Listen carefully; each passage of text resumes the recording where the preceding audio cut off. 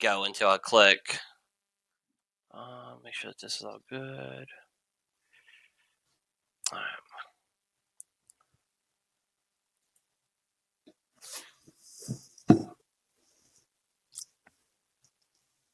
All right, guys. Thanks for tuning in. Episode 9 with Lieutenant Tacy here with the Bridgeport Fire Department, and we're gonna go ahead and let him introduce himself a little bit, and we'll go ahead and we'll hop into his career.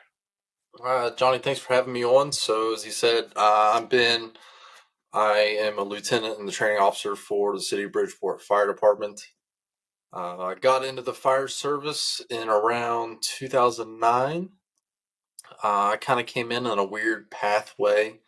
I'm a third generation firefighter, I grew up in a firehouse, but I grew up in a firehouse with no desire to ever become a firefighter. It never really even kind of piqued my interest or was even a gleam in my eye until I was at Marshall doing my undergrad in safety, and I took a fire science class and just kind of started having some of the conversations with my dad, who was the fire chief of Buchanan at the time, and something just kind of clicked, and it really piqued my interest. So even at that point, I started testing for fire departments, kind of locally when I was living in Huntington. So testing in Nitro, Charleston, and then the competitiveness of it really captured me too. So just started testing more, and I tested for a ton of departments before I even had firefighter one.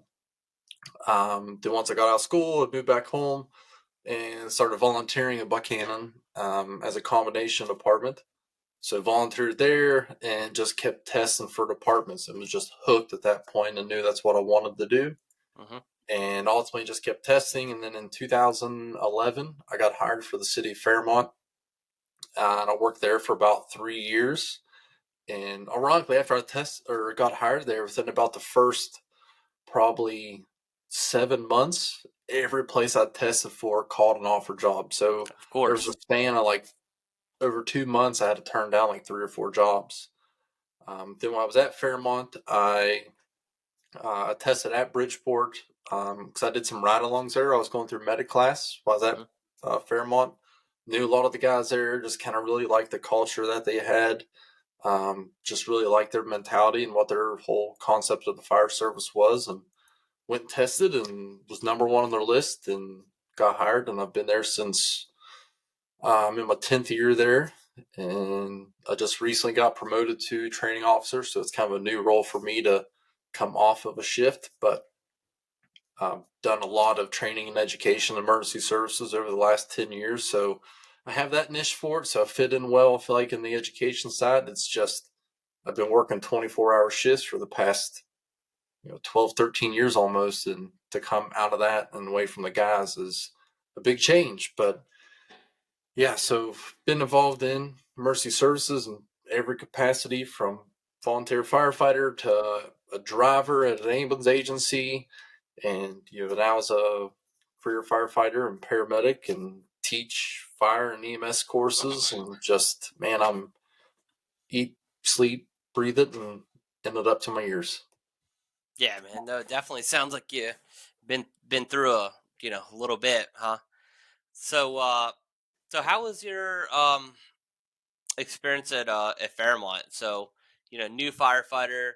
I looked into Fairmont's test a little bit when I was looking for places to test, and it's not quite it is a little different of a test than the traditional fire CPAT test. What most of the CPATs. I didn't look into your guys's. Does your guys consist of the stair climb? Yeah, ours is the standard CPAT. Okay. Ours is not the official one where you get an official card. Correct, yeah. The card you can present really anywhere that offers a CPAT. We recognize the CPAT cards at our department, but when I was at Fairmont, it was when I tested there in 2011, they had recently just changed it. They used to actually have a swim component of their test. So mine was... it was stationed similar to like a combat challenge exam, but it was singular stations. Like, you'd go here, do a hose pull up. Yeah. It was in the Falcon Center at Fairmont State, so you had to lift a hose row up. Then you had to go up and down flights of stairs. Then a final station was you had a timed, it was either a mile or a mile and a half run you had to do. And I mean, it was a fair, ample amount of time, and Sure. their pass rate was pretty high. But again, that's you get into Department 2, and there's still PT requirements that they do. So some level of physical fitness to get in. And going from the volunteer side um, into Fairmont was a lot different. I mean, when I was volunteering at Buchanan, it was a combination. So there was career guys around, but at that point there was one guy on shift, and now they've got three on the shift. Just a Uh, driver, correct? yeah, Is I it? mean, it was Yeah. a chauffeur. That was their Yeah. job. They would hop in the driver's seat and wait for other people to show up. So yeah, going from that to Fairmont, there was a lot more call volume and just trying to orchestrate things of how they run. Mhm. They were running four stations at the time, doing the apprenticeship, and it was just kind of a different aspect to it. And I was young and going to a whole different place. I'd only actually been into downtown Fairmont like a couple times, so I had no idea of where I was going, what was going on. Everything was completely foreign to me, except the concept of just running calls. Love to run calls, so and actually, my very first day, I was a huge white cloud. My very first shift, we ran zero calls. Right until Mhm. shift change, and at shift change, we got put on a fire that ended up just being a smoked up ceiling fan, and I was nervous as a cat in a room full of rocking chairs. Yeah. He was going out the door, run, Poby, go, Poby, go, and it was pure chaos. I had to know what was going on. I dropped my mask, and I was just that cliche new guy like you see in the movies, just nervous, clustering, jumping everything all around, and I'd put on turnout gear a bunch, but just was a nervous wreck. Um, but and put a lot of pressure on myself for just wanting to succeed. So it was it was a big culture change, but it was good. Made a lot of good friends there. Actually, one of the guys who served as my mentor to this day is still one of my absolute best friends. He's a captain there now. And yeah, like if MySpace were still a thing, he'd definitely be up there in like the top three on my MySpace page, competing and Yeah. ranking in life. But yeah, and he's a good dude and still stay in touch with a lot of the people there. Still do some training with them in different capacities. So yeah, Yeah. No, that's awesome. And so, um, when you got on at Fairmont, did you have any prior? Did you have Fire One? Well, I don't know if you guys called it Section One back then, but yeah, I had. I mean, I had several courses. I yeah, mean, I yeah, had yeah. Fire One, Fire Two. Um, So you and weren't then as green. So you weren't super green. You kind of had an idea what was expected of you at the right, time. yeah. I mean, and growing But up still, here, the stress of being in a new environment and trying to show these guys that you had what it takes to do the job. You don't want to go in there and them say, "What the hell did we get ourselves oh, into?" absolutely. I mean, Yeah. and it was ingrained. I mean, even when I started volunteering at Buchanan, everybody there knew that my goal is to get on a paid fire department somewhere. So they were mentoring me and coaching me and reminding me. I mean, even as a new guy there, they had a culture of a new guy where you had to do a lot of mentorship, a lot of training. There was expectations. You got a helmet that was completely different from everybody else's. You had a great big blue X on it, so everybody knew that you were new. Even coming in, my dad was a fire chief, and I think it was harder on me than it was everybody else because he expected so much. So he kind of stayed out of it and put the guys on me to mentor me, and I was at the firehouse a lot, just trying to use that to gain experience and go through some reps of different things to prepare myself and train for the career side. And so, yeah, I mean, and I had good experience. My Buchanan was, I mean, they're an ever growing department, busy. We caught a lot of fires, and so I felt, comfortable in doing the job. It was just doing the job at a different place, and their operations and some of their language and stuff was a little bit different. So it was just a huge adjustment to just a different culture. Sure. Yeah. Yeah. No, I've heard great things about Buchanan.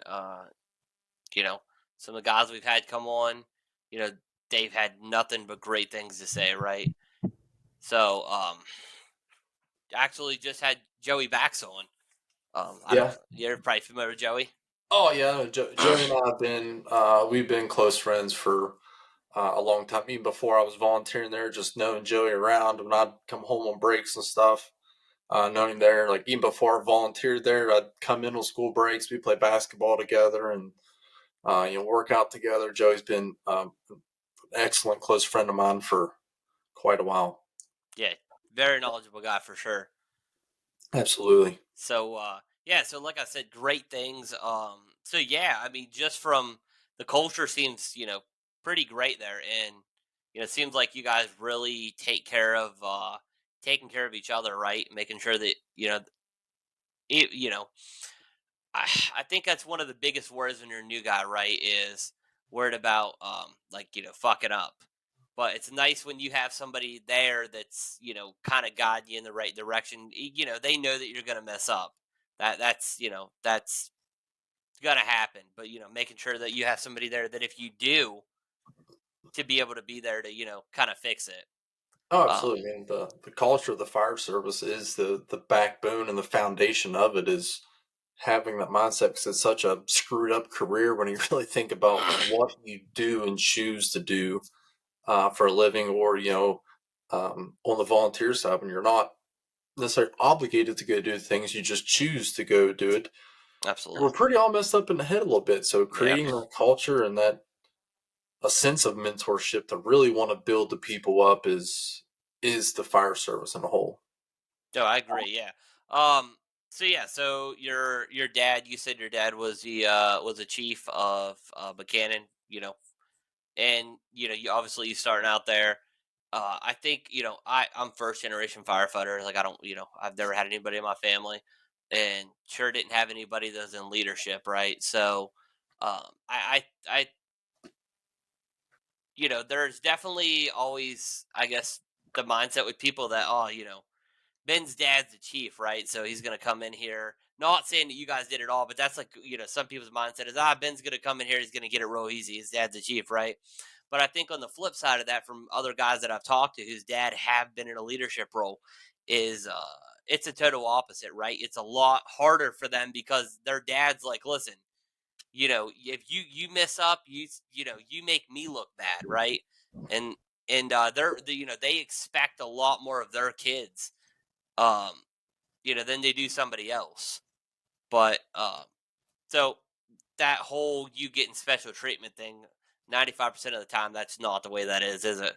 Oh no, definitely not. I said I'm a third generation. My grandfather was a firefighter. Also, he was in the Air Force, and there's a small department in Randolph County called Tigers Valley, and my grandfather was actually a founding member of that department, and Dad was a member there when he was young too. So we've kind of each of us have come in under our fathers, and yeah, I mean he never made it like rough on me like a abusive father or something, but I Yeah, feel like that entry level bars here, and there was just a lot set up for me, and I think a lot of other people set the bar higher for me too, because knowing that I was going in the career side, they weren't just like it's good to get somebody else in, but they knew that I wasn't there to be a lifelong volunteer member. That more likely I wasn't going to be a paid guy there. That I was want to go on someplace else to a full career department, and they always instilled that into me. And so it was always a going through the motions to really build me up and, as I say, kind of be part of the journey and push sure. out a good product. So, being with a obviously, Bridgeport being a pretty decent sized department, Fairmont being yeah, I would say also a pretty decent sized department, and then volunteering at Buchanan. What was your experience of being in a combination and then being in like a fully paid? I mean, because obviously you have paid guys at Buchanan, but you sub that those those numbers with volunteers because Buchanan's running 4 guys now per Uh, shift. I I think believe, three to four, and then the chief. I would right, and say, then just subbing mutual weight for the rest of that. So yeah, I remember. So, like a memory that comes to mind is we were, me and some guys were there in the evening working out, doing mhm. whatever, and we got put on a wreck or something. I specifically remember like hopping into an apparatus and just waiting for somebody who could come and drive. Yeah. Yep. So Been there like the before. engine was, left, and I was sitting in the rescue, like waiting. And it's like, I hope somebody comes that can drive because I can't drive. And, then it's like, oh, well, where do you want me to ride? And like, when I get there, what to do? Then you get on the career side, and it's like, well, which seat you're going getting in every time of, a piece of apparatus. Hmm. That seat has its own assignment of what you're going to do. If you're riding, um, in my position, generally riding up front in the officer seat, so that's a whole different thing. But even before promotion and our guys now, it's still, hey, if you're working overtime on a shift, or if I'm there during the day, if I hop into this seat of the engine and I'm in the officer riding backwards, I know, hey, I'm going to be forcing doors. If I'm on the opposite side, my job is to grab the hand line. And everybody's kind of got her job, and it doesn't have to be the outspoken thing. You're there, you're riding, you know what to do. And it's, everybody who's going to be there, 99.9% of the time. It's not, well, who's going to be here when we get there? Is it going to be continually ever evolving? We're just there, and we know. And so, well, accountability is much easier. So you don't have that kind of, dynamic event of people coming then just leaving willy nilly. And so it's, while it's like the same job, it's a big difference. And even Absolutely. technically, technically Bridgeport's still a nation department, so we still take volunteers, because that was, Bridgeport was put in as a volunteer department. It's just evolved to having more and more and more career.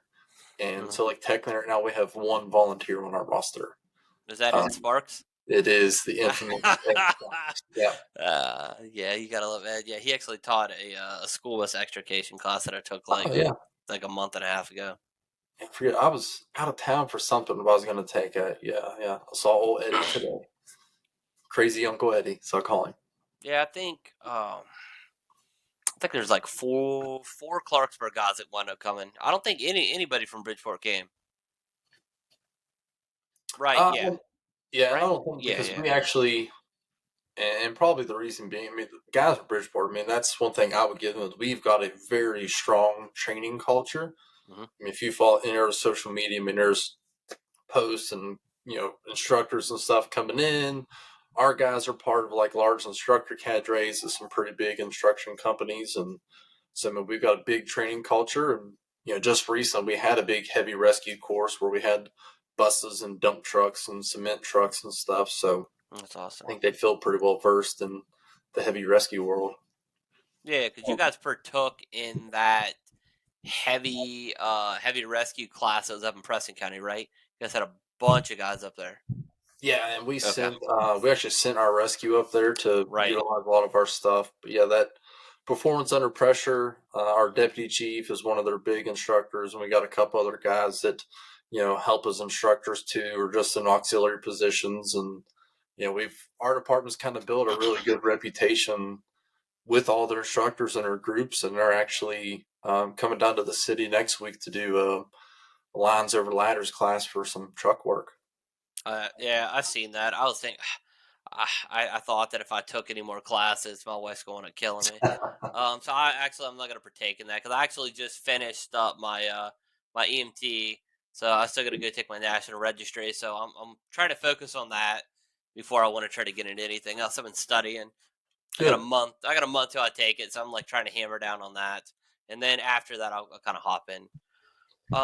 But yeah, so I'll comment on like what you said a little bit about that big difference between being paid and volunteer, and it's been a while since you've been volunteer, so I know that there's nothing more that I hate when we get on a structure fire and there is 35 people running around, or you have 35, 5 people doing something and the other 30 people just standing, right?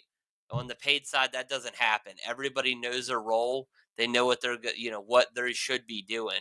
But on the volunteer side, sometimes you're waiting for somebody to kind of like come up with a game plan to say, hey, we're going to have a couple guys take a line in. We're going to have a couple guys, start putting ladders up, maybe get somebody up on the roof to vent. Um, I mean, some like you said, not everybody's there to fight the fire, right? You may have some guys that are going to go set up a rehab. Um, but it is a huge, huge pet peeve of mine. Like I said, when you kind of get there and um, you know nobody has any kind of a game plan, and that doesn't happen on the paid side. I mean, that's kind of um, you know the big difference, right? And Yeah, I mean, that comes down to your training too. I mean, you guys know what's expected of you guys. I mean, like you said, you guys all have your roles. I mean, I would like to think in our department we kind of still have those roles a little bit. I mean, I can't speak for every department, but like we have certain guys we know that are showing up, they're driving. Like I know that I always hop in on the engineer side. Um, I always pack up. That's what I do. Go inside. And I know that normally if I'm going inside, I'm grabbing the nozzle. As soon as I get off the truck, I'm pulling the cross lay, and I'm going to the front door. Um, so we kind of like have our own little independent roles. I mean, and just kind of thought out. If it's second due or third due, I mean that's totally different. But yeah, I mean, and we still, I mean, we're moderately, actually in a pretty small department. I mean, our shifts are nine, so I mean, most generally we're always working with seven on shift, and I mean, so we still rely on mutual aid. So we get, our a box assignment in the city generally adds, two, three volunteer companies to come in also, and so I mean, and they come in and they're not familiar with our operations, so we're just used to being very fluid in what we do. So I mean, and sure. I get their aspect. They show up and it's like, well, where do I fit in? Hmm. And some of that I think helps when we do training and we get people from the outside coming in and we're familiar with them. They're familiar with our operations. We're familiar with theirs of, how we're going to throw ladders. We're on the same, we're using the same nomenclature of everything we do. And so that helps in that component. But you get people show up and they're a new member of a volunteer department. They come into the city and they're on a fire. They're like, well, what do I do with my hands? I've never seen these guys. I've never been here Yeah. before. Where do I fit in? So, I mean, imagine that like a play in the NFL. So you got all the guys on the field, they huddle up, they run a play. You don't see anybody coming from the sidelines coming in, just running behind, like, what do I do? Yeah. Yeah. I'm Yeah. following everybody else. So it's a weird fit and transition for them to come in the middle of it of what they're supposed to do, and fearful are they going to hurt anybody's feelings. But to me, if you show up, like, just put a tool in your hand and look busy. Yeah. If you're Never start standing just hitting the side of the building at one point. I well, mean, if you show up as a firefighter and you get off a rig and your gear's not even on, you don't have a tool in your hand, you're nothing more than an informed bystander.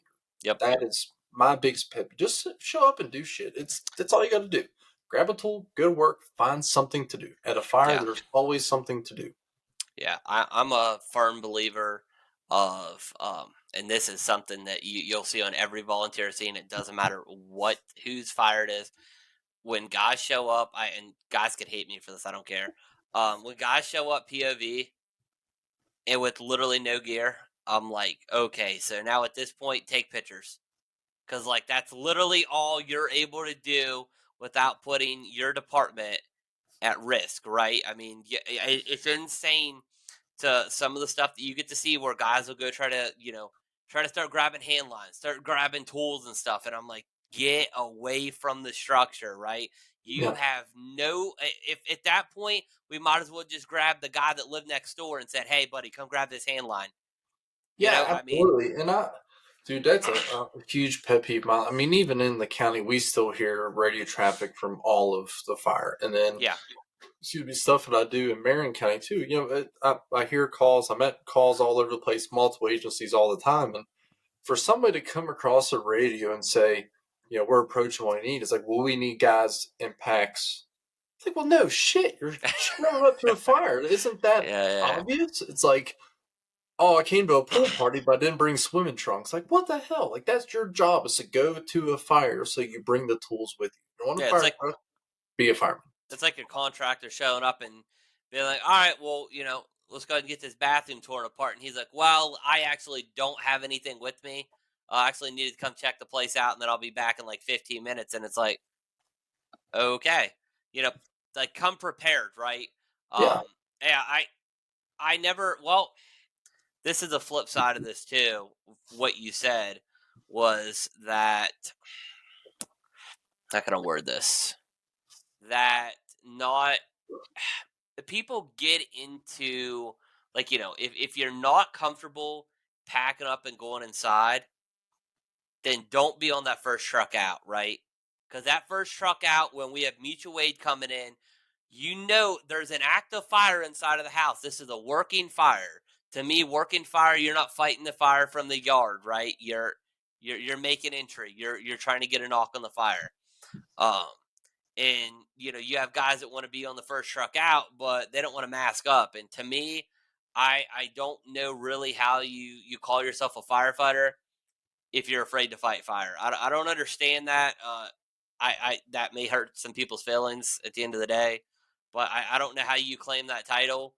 But you say, "Oh, yeah, I'm firefighter," and they're like, "Oh, yeah, I mean, you're at that fire last night." Well, yeah, I mean, I was, they forget to mention the fact that they're standing outside with the inch and three-quarter line, shooting in the window, but the other guys that were actually there were inside risking it all, you know, trying to put this fire out or, possibly save a life.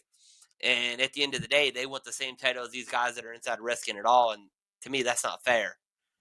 Oh, definitely. I mean, and I understand that, like in departments, everybody needs somebody who's like good at driving, good at this aspect. Especially in the volunteer world. I mean, even on the career side, we have a hard time getting people interested, want to come do the job for a paycheck. So in the volunteer world, it's goes the same because we still hire people who you're required to have fire one and EMT to get hired. So Mhm. we're hiring from pools of the volunteer world, and it's Sure. dwindling drastically. Yep. So I mean, in the volunteer world, you need whatever you can. So to have that person of like when I was a Buckhannon, we had old man Wyatt, and his job was he would come and he would drive. Excellent driver, and that was his role. And fire departments need Wyatts. They need that good guy who's been around the block for a while, full of knowledge, doesn't get in a rush, can get you there safely, pump an apparatus, and be efficient. We need that. You don't need the guy who's in peak performance being the chauffeur. You got to allocate the people that you got. So what good's the most physically fit person you got on a pump panel? It's not. So, and like where the fire service in West Virginia especially has recognized that and created those, modular firefighting. That's kind of what that's intended for. You got, Billy down the street that's been driving school bus for years, but Billy's kind of got a little bit of a giddy in his hip, so he can't go interior, he can't crawl, he can't get down and do things, but Right. he's had a CDL for 25 years and he'll drive and he understands mechanical concepts and he can drive and pump. Like, heck yeah, find a way to get that guy in your department to be an asset to you. Yeah. Absolutely. Right. Yeah. No, I definitely understand that. I see this all the time that, your officer in charge a lot of the time is the guy that's driving, right? Yep. And especially on volunteer side, and that's like the total opposite place that you want this guy, um, because he how are you going to run the scene if you're running the truck? I mean, that you can't do both. I mean, you can't be on the pump panel and seeing all the potential dangers, seeing all of the full operations on the fire ground of what's going on if you're sitting there staring at a pump panel. I can tell you that I've actually firsthand have been on a fire, and the chief that was supposed to be in command was actually shuttling water in a tanker. Hmm. And I'm like, what? Like what? How are you? How are you supposed to do both here? Like you're not even at the fire. Like Yeah, you're it's you're rough. down the street catching this hydrant, to fill up to come back to dump, and you're running a scene. Like how is that? Like how can you even take accountability if something was to happen and you weren't even there? I mean, how are you going to have command and basically be in control of what could affect my life, and you're not even on the scene. So I Absolutely. think that that's something the departments are definitely going to have to look into more. Is getting into some more driver training. I know that that's probably one of the biggest. It's a risk, right? It's a huge risk. A lot of us. There's not a. I feel like departments. A lot of guys are retiring, and like you said, there's not always that steady flow of volunteers coming in anymore. So you do have some younger guys though that are really picking up the slack for what's going on in the department. And I feel like there's always a huge trusting when it comes to driving. But I mean, some of that kind of has to go out the window a little bit when your most senior guy that's in charge is the one driving. I mean, you're gonna have to try to you know if you don't. I guess my thought with that is you know you're gonna have to start training those younger guys for more difficult tasks. You know because they're not always these guys that are the senior guys. The salty guys. They're not always going to be around, right? So like if you don't teach what you know, then all of that's out the window, right? I mean, Absolutely.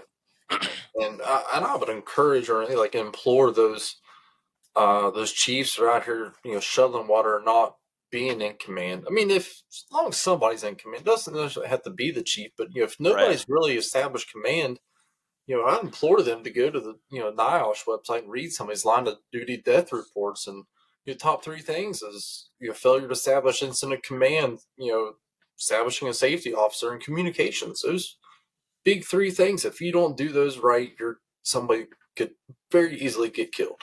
Absolutely. So, um, since we got off we got off track a little bit. That's a funny that's the funniest thing about this podcast, man. Is like nothing's like ever planned out, right? I don't write down on a piece of paper. Step one, you started. Step two, where you started at. We kind of just go. We jump from place to place. So you got in Fairmont, and you remember what? So you actually that wasn't you didn't actually get on that job with the ceiling fan, right? That was after the shift, or that was at the end? That was at the end of the shift. That was my Okay. very first call as a career firefighter, and I think at that point where it was at, I mean, I was going backwards again in the city. I had no idea where it was, so I can't even tell you to this day where the call was at. But I'm pretty sure we were like second engine in, and I don't even think I got out of the cab. Yeah. Yeah, Okay. so it was. I mean, we didn't even run. I mean, they run like a medical chase vehicle, and I legit think in the station I was at, we didn't run a single call until it was that shift change. Hmm. So both shifts were there, and it was just a madhouse. Everybody going everywhere. So where I was told I was going to be, I couldn't be because the oncoming shifts already took that seat. And I was like, where do? And I had no idea what to go, what to do. And I just found an open seat, realized I'd left my mask laying out, had to jump back out and get it. And that went well. So you can imagine the new guy leaving half his shit on the bay floor. But man, I was a nervous wreck. Nervous wreck. Yeah, that's so. That was technically, your first fire. But do you remember your first actual working fire you actually got to go on? Uh, trying to I know that's remember. always like a Yeah. memorable thing. The first time you actually really got to get that rush, man. Right, the first you roll up and the place is just rocking. Yeah. So I mean, And and the way they operated. So as a newer guy, I was assigned to the rescue. So it wasn't a lot of okay. times I was on. My actual first fire I went to, I got called out for. Hmm. So I mean, they're generally if they was a fire, they would call in, the chief, the safety officer, and at least like another three additional personnel. Well, that was Hmm. generally excluded from the probies, but they couldn't get anybody. So the very first fire I was ever at, I was a probie being called out, and then they brought me to scene. And I remember I ended up on the roof and doing like a little bit of vent work, and I was nervous just as could be. I remember like I got situated on the roof, and I was in like the vent cap the roof trying to clear it, and I had an axe. And I remember one guy yelling me like, "Hey, Proby, that's a axe, not a hatchet. Swing that effing thing!" And I'm like, Yeah. "Oh, okay, yes, sir." And you know, and it was just I don't know, it's a different culture, but yeah, it was like, "What are you doing here? You're a Proby." I'm like, I don't know, I'm here either. I've been here, just a couple months, but they told me to come here, so here I am. You're like, I'm just doing what I'm told, man. Like, Yeah, so I mean, I think like legit, my very first fire in the career fire service, I responded to in a pickup truck. that's hilarious. Which is very frowned upon, Yeah, right? yeah. um, I but mean, it's city issue. I mean, drove my truck to the station, got in the utility, and me and a couple guys went to the scene. But yeah, it was interesting. that's hilarious. Brandon Daft, he threw a bunch in here. I wasn't going to stop you from talking. We'll go over some questions real quick that he Sure. asked. Um, so what did he say? I think he's trying to pull your leg on this one. He was talking about if you liked San Julian's helmet over there at Clarksburg, the little salad bowls. Oh man, Pat is. I I love Pat. seen that conversation one day on there Yeah, about the salad bowl helmets. Um, yeah, and he's gonna say, "Oh, what's a good wearing that cow's ass on your head?" But yeah, I mean, the helmets, they to each their own. I mean, Pat. you could eat your lunch out of it, I guess, right? Yeah, it is most definitely a salad bowl, and there's a very good meme that I could share on social media, but I've kept Yeah. it pretty much under wraps Oh, as an you're inside saving joke. it for a rainy day, huh? Yeah, if he sees this, he or anybody in the Clarksburg or Bridgeport Fire Department know exactly the meme.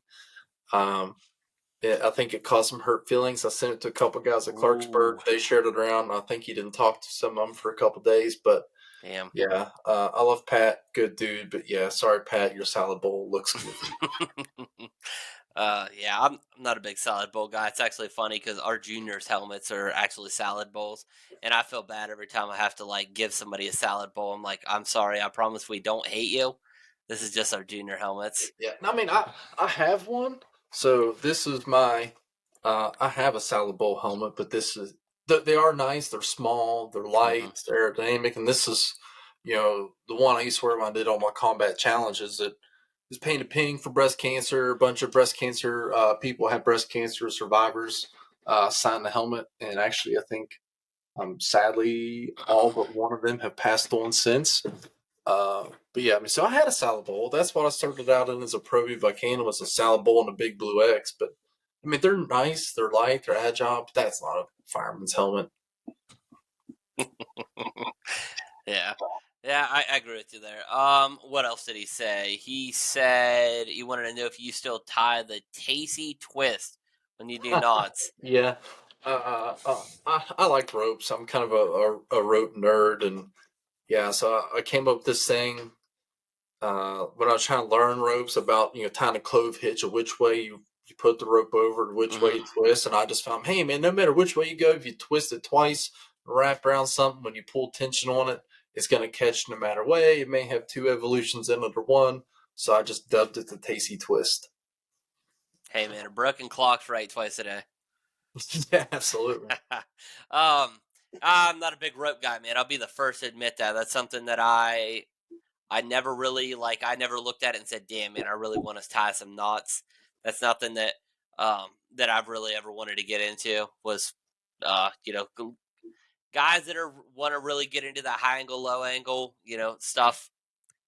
Great for them. That's something that I know some guys love it, man. I mean, you got some guys that can tie knots literally with their eyes closed, and that's not me. Uh, whenever I actually took my fire one, I'm like, why the hell are we tying all these different knots, right? Mhm. So, fig, I figure eight gets me by every time out in the fire ground. I always tell people they don't know how to tie it in a damn knot, literally, literally a square knot if they have to, long as it Tie knot, tie holds. a lot. Yeah. Yep. Yeah, and obviously, all those knots have their place, and a lot of them are there, for safety precautions. But like I said, just not a big knot guy. But you said that that's something you're pretty big into.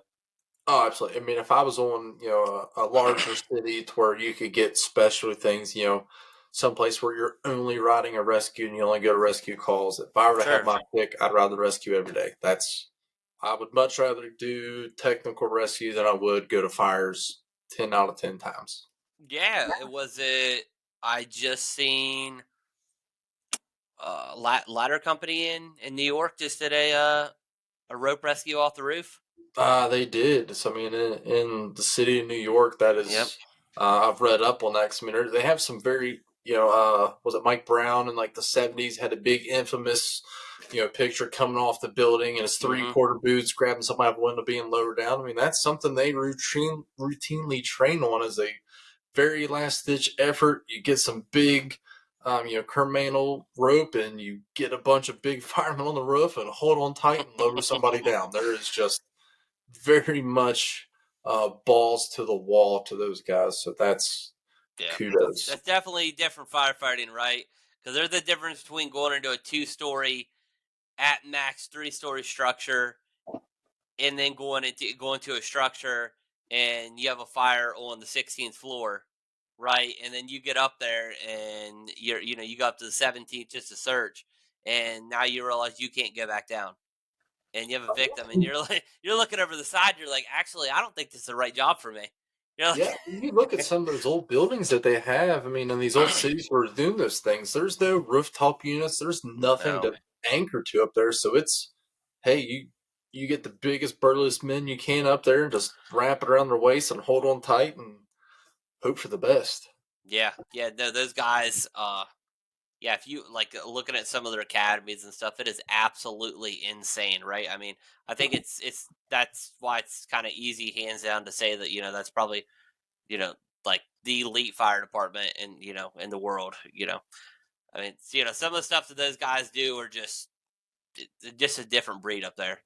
It is. I mean, and to each their own. I mean, you look at other fires in New York City where an average box assignment for a residential fire has around 60 to 80 firefighters on it. Yeah, Look, kill. what's Yeah, 80 guys going to do besides aerate the front yard? yeah. I Uh, mean, at one point, everybody drops, stops, and rolls. They about put the fire out inside the structure. and I think that like one reason in New York, I mean, and this is by no mean a New Yeah. York bash. I know there's a lot of people who just have big hard-ons for the city of New York, which great department. I mean, they lead research. I mean, fantastic. I mean, some of the best, but they've still, I guarantee, have guys that are just fucktards at everything that they do and suck at their job, Oh, and people yeah. hate them working there. And they don't care what they do. Oh, But you always have like guys that like that. place, you got 17,000 firefighters in the city of New York, and you've got people who make a career off following them around and taking pictures. So they're Yep. always in the news of that one fire. Like, but there was thousands and thousands of calls ran out one day, so they get that attention from one fire from the 12,000 calls that occurred in the city of New York that day. Whereas Mhm. some of these other small departments, you see headlines. There's no footage because it's a small rural department where they go and they make a grab. Well, there's no major news headlines out there chasing a fire departments all the time. There's no major fire buffs for the city that are just always capturing images. They're just Right. late to the game and get some news out once in a while. But I Yeah. mean, City of New York does lead a lot of research in you know fire stuff, rescue stuff, EMS stuff. They get it. They test it. They got test labs. They've got freaking physicians that work there. It's nuts what they do. More money than God, right? It's I don't think money's an issue there. Well, yeah. I mean, like you even said, I mean, your guys' chief made a grab 2 months ago, right? He did. Yep. Yeah, made a grab, and I mean, there wasn't a lot of I mean, nobody was there, fire buff and stuff like that, right? I mean, at the end of the day, each department, you know, each department's did their fair share of, some pretty amazing things at one point or another. And like you said, they're just not people following us around recording it all the time. Yeah, I mean, you look in like L.A. Those the videos and stuff they get at grabs. That's because they got like a news helicopters flying around, and it's easier to capture all like that. a Hollywood set, right? Yeah, so I mean, you write up a big narrative like, "Oh, we made this big heroic grab." Like we had two guys. We had a guy that was on the shift I was on before just a few months ago. Got a grab of a woman out of a house, and like I mean, she's alive to this day. And like we put it on social media. Yeah, it creates a little bit of buzz. But if we'd have had live action videos and pictures, that grabs more, hits different algorithms, spreads like wildfire across social media. But when you write up a narrative of it, you don't have any video, doesn't capture attention, so it doesn't spread nearly as much. So, yeah, I mean, and that's how they get all these accolades and how everything spreads socially. Is there's just more people there to capture it and distribute it out. Where small town USA, there's not people around. They show up. Every picture you can find of most fires around here, it's a news media there when guys are cleaning up and mopping up. There's very few pictures that occur from news outlets of that. So the good sometimes action shots is John or Jane Doe public on their cell phone getting out, which is a whole other soapbox to get onto Yeah, someday. and sometimes that's public, or public. Sometimes that's negative publicity too, right? That's not Oh, always absolutely. not always a positive. Sometimes, sometimes you have those people that are there like, damn, they let this house burn down, and you're Dude, like, we are. we got called. The house has been rocking for the last 45 minutes, but for whatever reason, none of the neighbors inside of this whole neighborhood noticed that their neighbor's house, the whole second story, is fully involved. And then they called, the house has been burning, like I said, for 30 minutes. And, you know, but it's the fire department's fault that the house burned down. So you can look on Facebook a recent fire we had in Bridgeport at Noah's Ark Daycare. Hmm. It was an old like governor's house, I think. It's one of the oldest structures in the city of Bridgeport, Hmm. at the busiest intersection in the city of Bridgeport. On fire, middle of the day. All these pictures and videos up before the fire department got there. Nobody called 911. Our ladder drove by and found it. They were out on a medical run, and one of the guys had walked out of the house and grabbed the officer. Was like, "Hey, I think you should come see this." Yeah. And smoke chugging out of every orifice of the building. And they were luckily a block away, but our ladder company called in and initiated the box assignment for a working fire Yeah. on Main Street in Bridgeport, Yeah. and nobody It's, called my it's insane, right? I actually didn't partake in this recent fire. I actually wasn't going to talk about this, but, well, now that it's out there, I didn't partake in this. I was actually busy with some employment stuff and signing some paperwork. And there was actually a fire. I don't know if you're familiar with Ashton Estates. It's off of yeah. 73. Yeah, so I'm sure you heard about that. Mm-hmm. They lost a decent amount of townhouses. Um, a lot of volunteer fire departments really got ran over by the media on that, and basically were blamed that they didn't call in additional resources early enough to prevent the fire from spreading. But when the first units that were on scene got there, I mean, you had three townhouses rolling, right? You had a working fire in three townhouses already, and just as well as I do that these townhouses sometimes are made cheaper than trailers.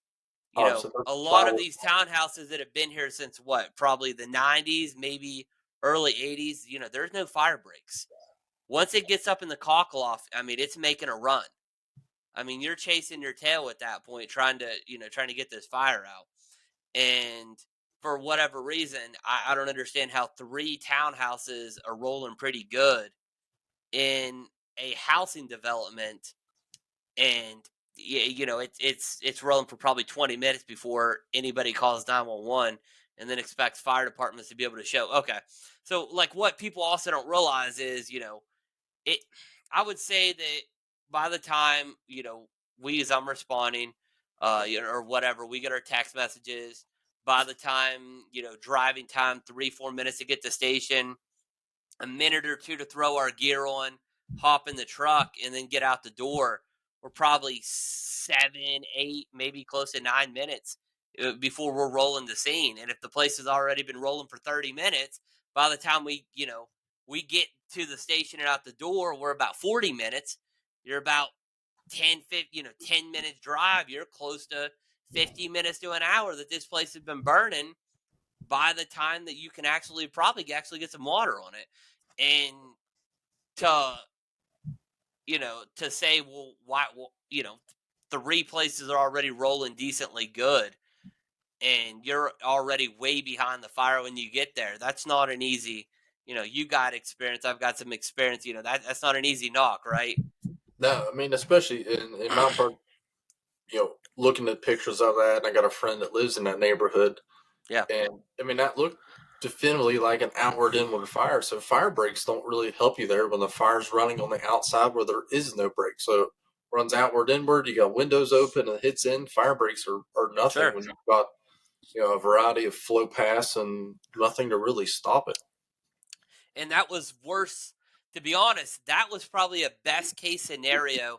That was probably one of the biggest turnouts that I think that I have seen on a I don't even know, to be honest, what day it was. Obviously a weekday. I think the fire 12:30, 12:40 or so that the fire came out. Where's everybody at normally? At work. You know, Normally that 12 to 3, 9 to 5, if you can get one or two guys out on a call, from each department, you're lucky, right? I mean, and the the turnout that you got on that was decently impressive. I mean, you had a call, to additional resources. I'm pretty sure they actually even called a couple from Marion County, and I think they called one from up in Preston County. Mhm. But I mean, to be honest, there's still, I think, one or two townhouses on that row that are still standing. So the way that those guys got absolutely just ran over, and the media was just yeah, it's like, they, to them, they probably felt like there was no reason to even show up, because no matter what they did, they were going to get, they were going to get told they did a shit job. Which is crazy, right? I mean, you get guys that show up out of their own time, you know, to try to save somebody else's property, and then just get absolutely ran over. It's kind of crazy, and I actually think I've seen that you guys actually got a little bit of negative publicity off of that fire too, right? Uh, No, of which one? of the daycare fire. No. I don't know. I mean, there's always people get on and be naysayers, like, "Oh, who cut the hole in the roof or who did this?" But I mean, it's. I mean, for what they had, I mean, those guys. I got called out for it, but the guys that were there, I mean, you think they had, um, crews out on the ambulance calls, and two guys showed up on a ladder, and they were pulling hand lines and trying to, while the box assignment was still being dispatched. I mean, they were on scene before they even dispatched it, so they had their hands full of fire blowing out a couple windows already. And I mean, it's an old masonry construction building, so it held fire for a very long time before it actually blew out. The newer updated double pane windows, and so those old block buildings will They hold lather some heat. plaster ceilings. It'll hold heat for a long time. It's like an oven, so it's before it actually finds a way to get to the outside, seal it up good, and finally just kicked it out. And then they noticed flames blowing out the window, but yeah, they had a heck of a stop on it. But no, I never noticed any negative publicity. But I also, if we put stuff out, I don't really Yeah, you track try not to comments, worry see what they about. Yeah, think. yeah, Somebody else always could do it better. yeah. Yeah. Yeah, yeah. It's like I said, half the time, just how that is by the time we get called, it's you're already way behind, right? I Yeah. mean, it's never, you never get lucky. Okay, I can't say never. Most of the time, you don't get lucky enough that you catch the fire in the early stages. It's always that the fire has been going a little bit before somebody notices, because I would say that most of the house fires, you know are unoccupied structures at the time of the fire, an accidental fire, something got left on, candle, something, and nobody's home to call that in until a bystander or neighbor or somebody notices it. um so I mean, you're kind of already fighting an uphill battle when you get called to that fire. Oh, I mean, you think in modern construction, flashover conditions hit within 5 to 7 minutes. Right, yeah. Everything in the house is built out of poly something. And so, you take, even if it's somebody in a residence, sees it, calls it in right away, has no sprinklers in their house, no way to actually stop spread of it. They just evacuate the house, call 911. Average dispatch time for call taking to call dispatching, 90 seconds to 2 minutes. Then you do that, average response time out, even a career side, 90 seconds is always the goal. And so, you're already 3 minutes in. So if you can be lucky enough to be 1 minute out, yeah, you're going to be able to get there before some flashover conditions. But I mean, unless you're Shoot. just right across the street from the firehouse, is going to be your best goal. But otherwise, I mean, even a career side, if your ISO points and stuff like, hey, be with most of your call volume should be within 7 minutes of travel time for that science of flashover conditions. But that's pretty far and few between. Yeah, yeah, and it's only, stuff just keeps getting cheaper and cheaper too. That number is going to keep coming down. I think I've seen some of the analytics before, that it was like back in 30 years, 30, 40 years ago, you had 35, 40 minutes to get out of a house fire. And like you said, now you're probably 3 to 4 minutes to really get out of a house fire. Like you said, once something really starts, like once it gets to a couch, once it gets to some of that cheap material, I mean, it's just like gasoline on the fire. Oh, absolutely. I mean, the dense products are the ones that are the most resistant. And think about anything in your house that's actually dense material anymore. Literally about nothing. Yeah. Nothing. Lighter, faster, stronger. So think like, oh, this is made out of 35% lighter. I mean, and that's great for production. And like, I look at that couch, it's like, wow, that's lighter than a couch of its equivalent 20 years ago. When I got to move here next month, that's going to be easier to move than a 50-year-old couch. But you drop a cigarette or something on that, and it's going to be OFF real quick. Yeah. Yeah. No, that's that. It's insane the way that things have gotten. So, um, how long were you at Fairmont for? How long did you hang out there? I was there just shy of 3 years. 3 years. Okay. Um, and then you decided you were gonna take a swing at Bridgeport, right? Yeah, so I mean, and with the hiring process, I from the time I tested to the time I got hired was probably 4 or 5 months, something like that. I mean, 'cause civil service testing is just a slow process in itself. Yeah. And even at the point when I interviewed at Bridgeport, I wasn't even certain that I wanted to leave Fairmont. So, I mean, when I went to my interview, I was very open and I asked a lot of questions. And I even remember them asking me, "Like, you seem well prepared, and you're asking a lot of questions people don't traditionally ask." I'm like, well, my livelihood, and this isn't just for me. This is my family, and Yeah. there's a lot on the line here. I mean, my wife at the time was pregnant because actually when I started at Bridgeport, my second child was 6 days old when I started, Wow. and kind of have that trim. I started at Fairmont. My mother's son was 8 days old, so it seems like my wife gets pregnant, I Trying to change. plan it out, huh? Yeah. You better quit Uh, switching jobs. but yeah, I mean, even when I interviewed, I told him, I don't even know if I for certain want to come here. That's why I'm coming to the interview because I don't need this job. I've got a great job. I'm a Yeah. fireman and I love what I do, but I just want to see if this is an advancement for me or not. That's a hell of a Um, way to to try to get a job in an interview there, right? You yeah, go I in mean, there and you're just like, "Hey, listen, right off the bat, I actually don't know if I want to work here, but I just want to see what you guys got to offer." And I mean, some people can respect that though, right? They say yeah, this I guy mean, wants to make sure that this is a, actually worth it department to actually come here, you know, because I mean Fairmont, wasn't not a small department. I assume the pay was probably close to competitive, and you kind of already had a few years in there. You weren't really the rookie anymore. I think that what you guys on the paid side do, like what 1 year probationary, and then and then after that you have what 2 more years, 3 more years until yeah. So when okay. you get hired, you're in a 3-year apprenticeship. So like the Hmm. way Fairmont worked is you were a probie for your first year, and then after that you were in as an apprentice level. Then you went Hmm. to apprentice two, and then once you did all your testing, you passed your apprenticeship exam. Then you went on to like a journeyman pay, or like Hmm. firefighter rank. Yeah. And yeah, I mean, and that's one thing to think about too for like anybody that's listening who wants to go into the career side. An interview is an interview from both sides. It's not an orientation to what you're gonna do. So I mean, go in there and ask questions. And from someone who's sat in interviews, that's highly sought upon is for people who actually come to an interview prepared and they ask questions, they engage in professional conversation, they look good, they smell good, and they talk good. Yeah. A paramedic Nothing mentor of mine worse than told me somebody that. showing up dirty doing an interview, right?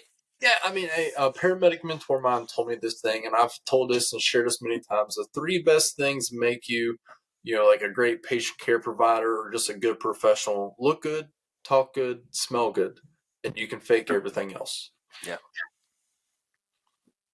Yeah, no, that's true. Because I mean, if you don't show up looking good there, I mean, you think you're going to show up looking good at work, right? That's the most important. So, that's probably one of the most important days of your whole entire career is that first interview because that could make or break you.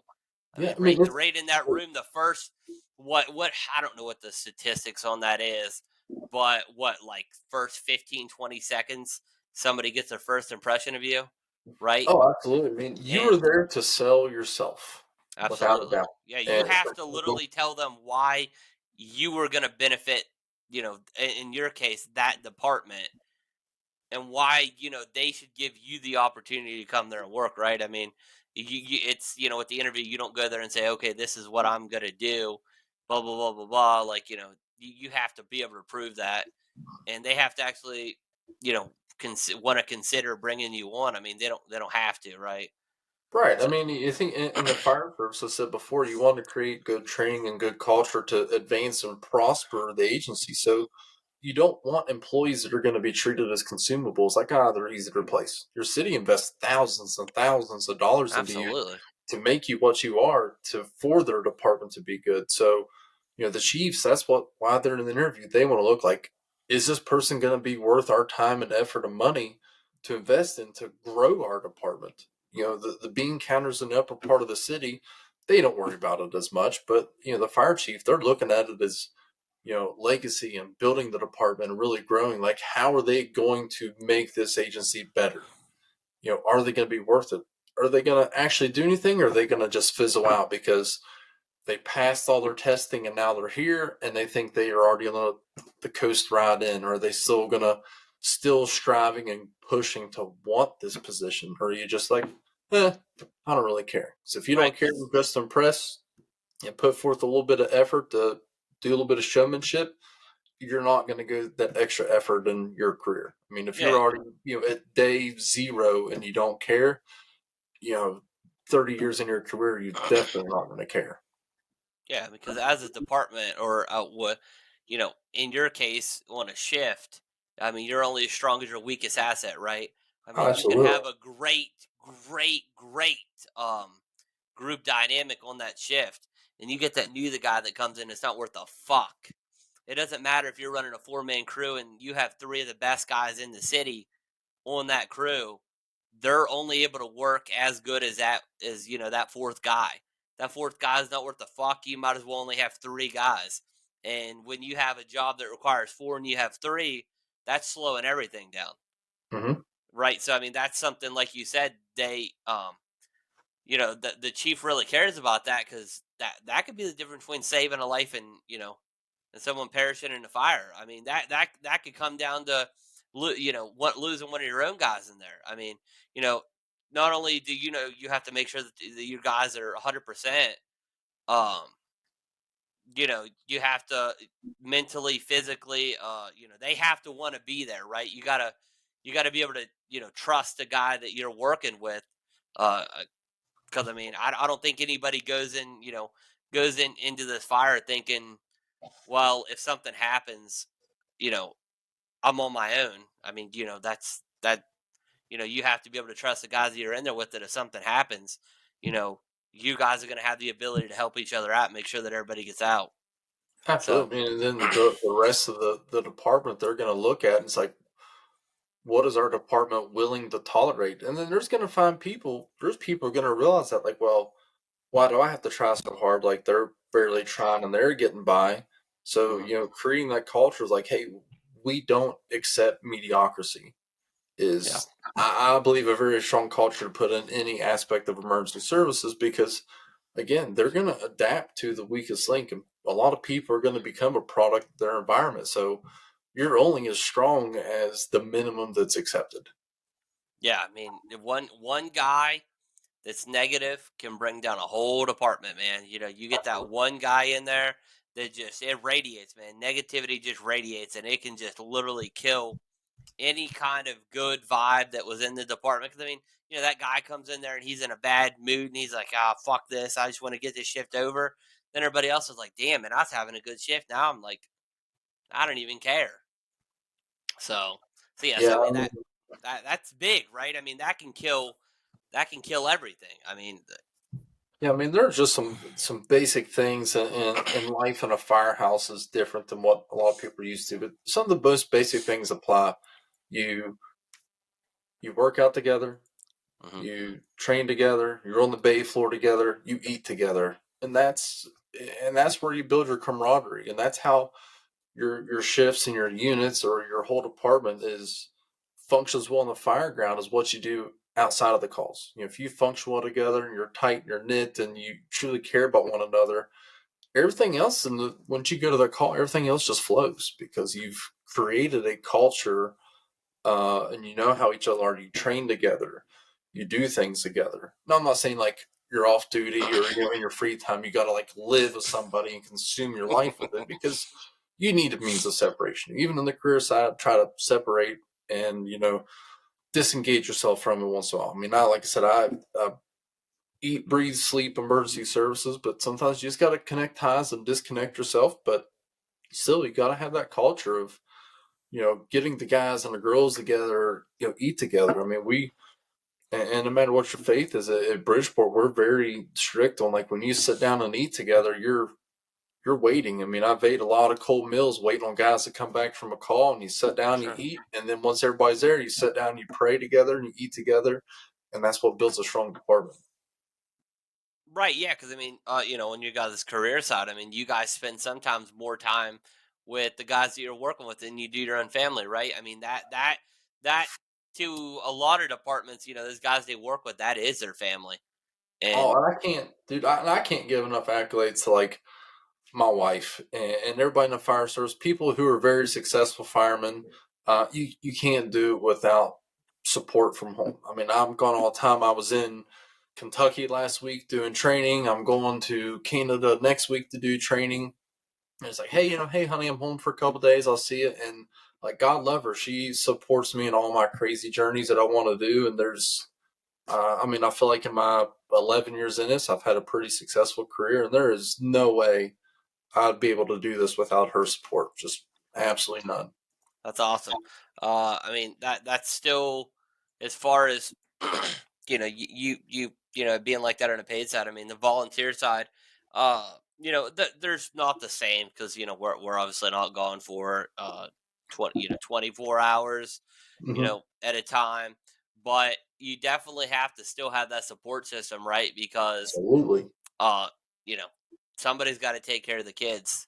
You know, I Oh, mean dude, that. if I wasn't as busy as I was with fire department work and my other jobs and stuff, I mean, I would still be volunteering because I love to be able to help my community and do what I Mhm. could. But that is, in all honesty, that is the only thing she has ever told me no. She's like, you're gone all the time. She's like, that's the last thing I want is to be home. We're finally able to have our family dinner.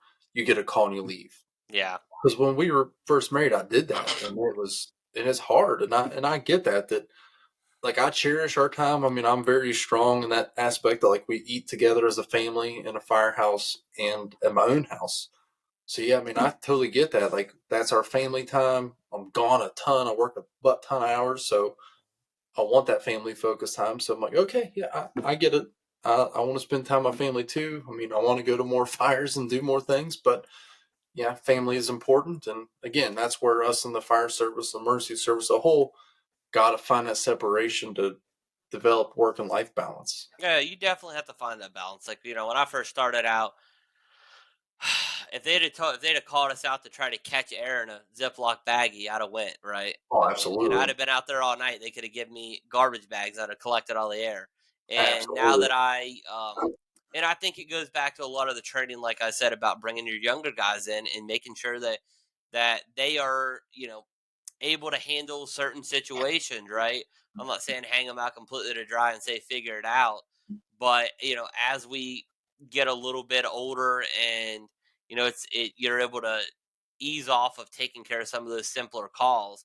Not saying that the younger guys should be handling calls, different calls, but if there's a tree down, I don't feel like I necessarily now always have to say, man, I got to go cut up this tree. I don't think we need 10 guys on a tree down. So Yeah, if I see that there's certain guys that are going, I'm like, all right, cool. I know that I don't have to go. These guys are capable of handling it. But whenever I first started, I that was hard to find that balance because like I don't want when you're first starting out, you're trying to prove yourself. And now that I feel like I have proved myself a little bit, I can say, okay, well, maybe something a little simpler. I know that these guys can handle it. We've trained them. They've been able to, prove that they're trustworthy and stuff, and they're able to take a truck out and handle it. So I've now finally, found that balance that I don't need to run every single call.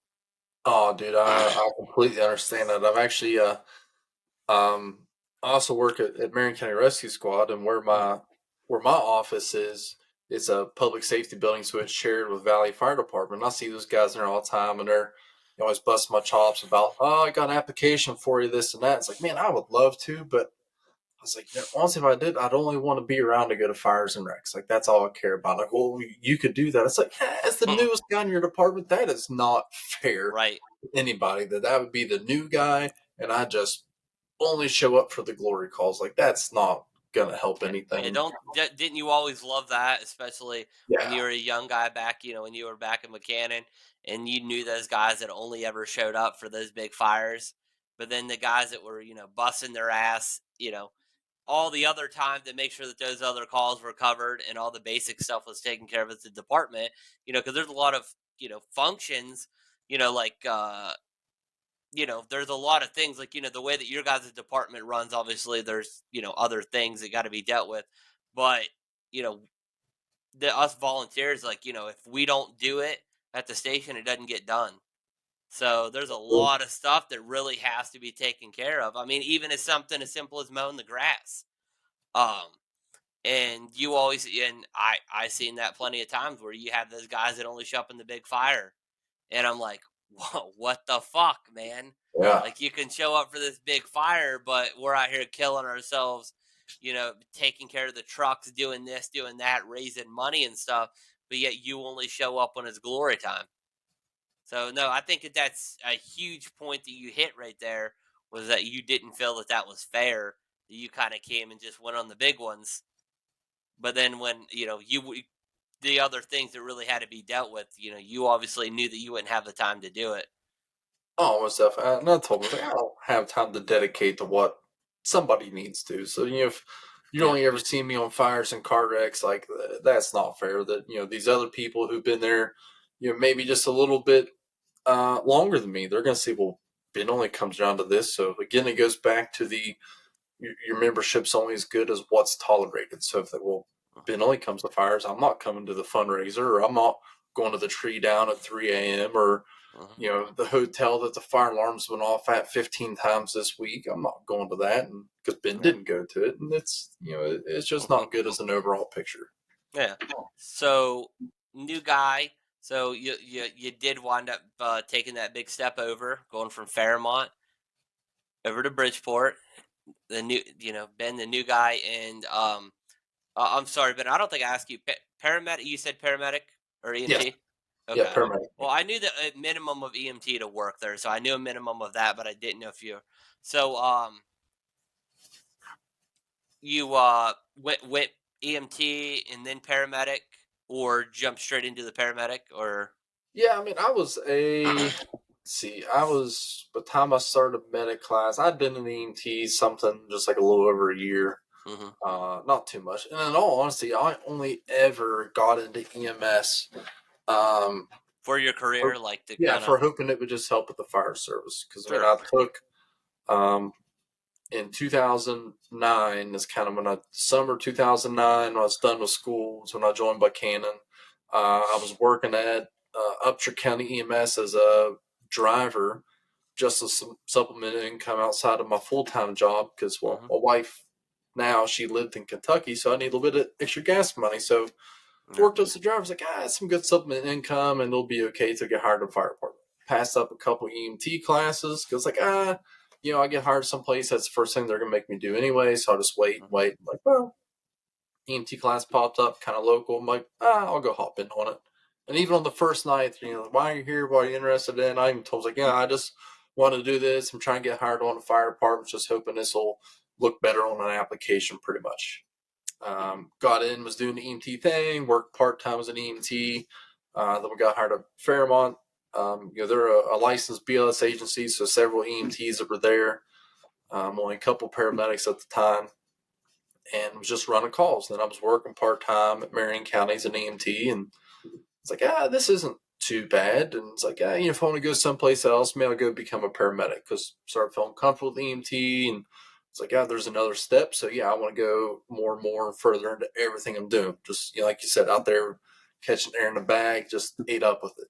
Mhm. So I went to medic class, and then really enjoyed it, and I did okay in it. And then, in a weird turn of events, within 12 months of me completing the paramedic program, or right after paramedic program, I got hired as an adjunct to help teach some EMS classes. Hmm. Then within 12 months of me being a paramedic, I got appointed to be the director of paramedic program at Pierpont because Wow.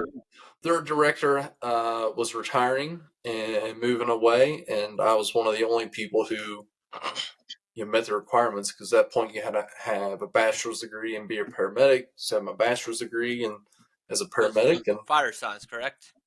yeah, I got a bachelor's in fire science and an occupational safety and health and fire science. Then have a master's in education. Dang, educated man. I try to. As my dad always said, "Hey man, education is uh, one thing they can never take away from you." that's true. Um, so was one of those guys at Fairmont that, kind of were mentoring you and stuff with that. Was that by chance of that Dusty Lambert? It is Dusty Lambert. Yep. Yeah, Brandon went ahead and shouted that out and said that he said you learned all your skills from old Dusty Lambert, and he said He that. may talk to the tip of the iceberg. He's trying to catch up to me Yeah, now. But, yeah. yeah. He No, said I that. tell you, Yeah. dude, Dusty, and he's a guy I should reach out to. Very knowledgeable. I'm sorry, Doctor Dusty Lambert. Now, Whoa, so you gotta watch that, man. You about yeah, get sued not using that doctor. I know. I told him, I was like, yeah, that's so dumb. You get a doctorate degree, and everybody has to call you doctor, but nobody's out here calling me master. So I tell him I will only call him doctor if he calls me master. Is he a medical doctor though? No, he's got a PhD. Yeah, if you're sick, you should call somebody else. Yeah, I was gonna say it's. Oh God.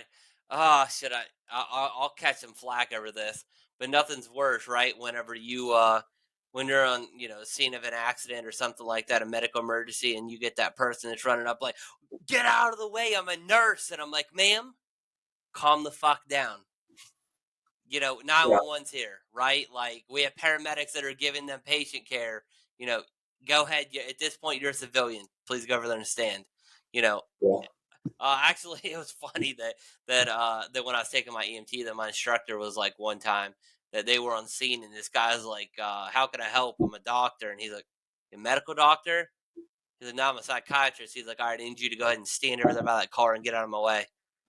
yeah, it, and that's a frequent thing. I mean, yeah, that's I've hilarious. had But people show up that are nurses or physicians, and yeah, they can be some great help. And sometimes they've just gone the way. It's just a different world for them. They don't yeah, understand if something crazy is going down in the hospital. I don't know what to do, but I'll be there help where I can. So yeah, to it's who's it's want to help, different, right? I mean, yeah, just because you're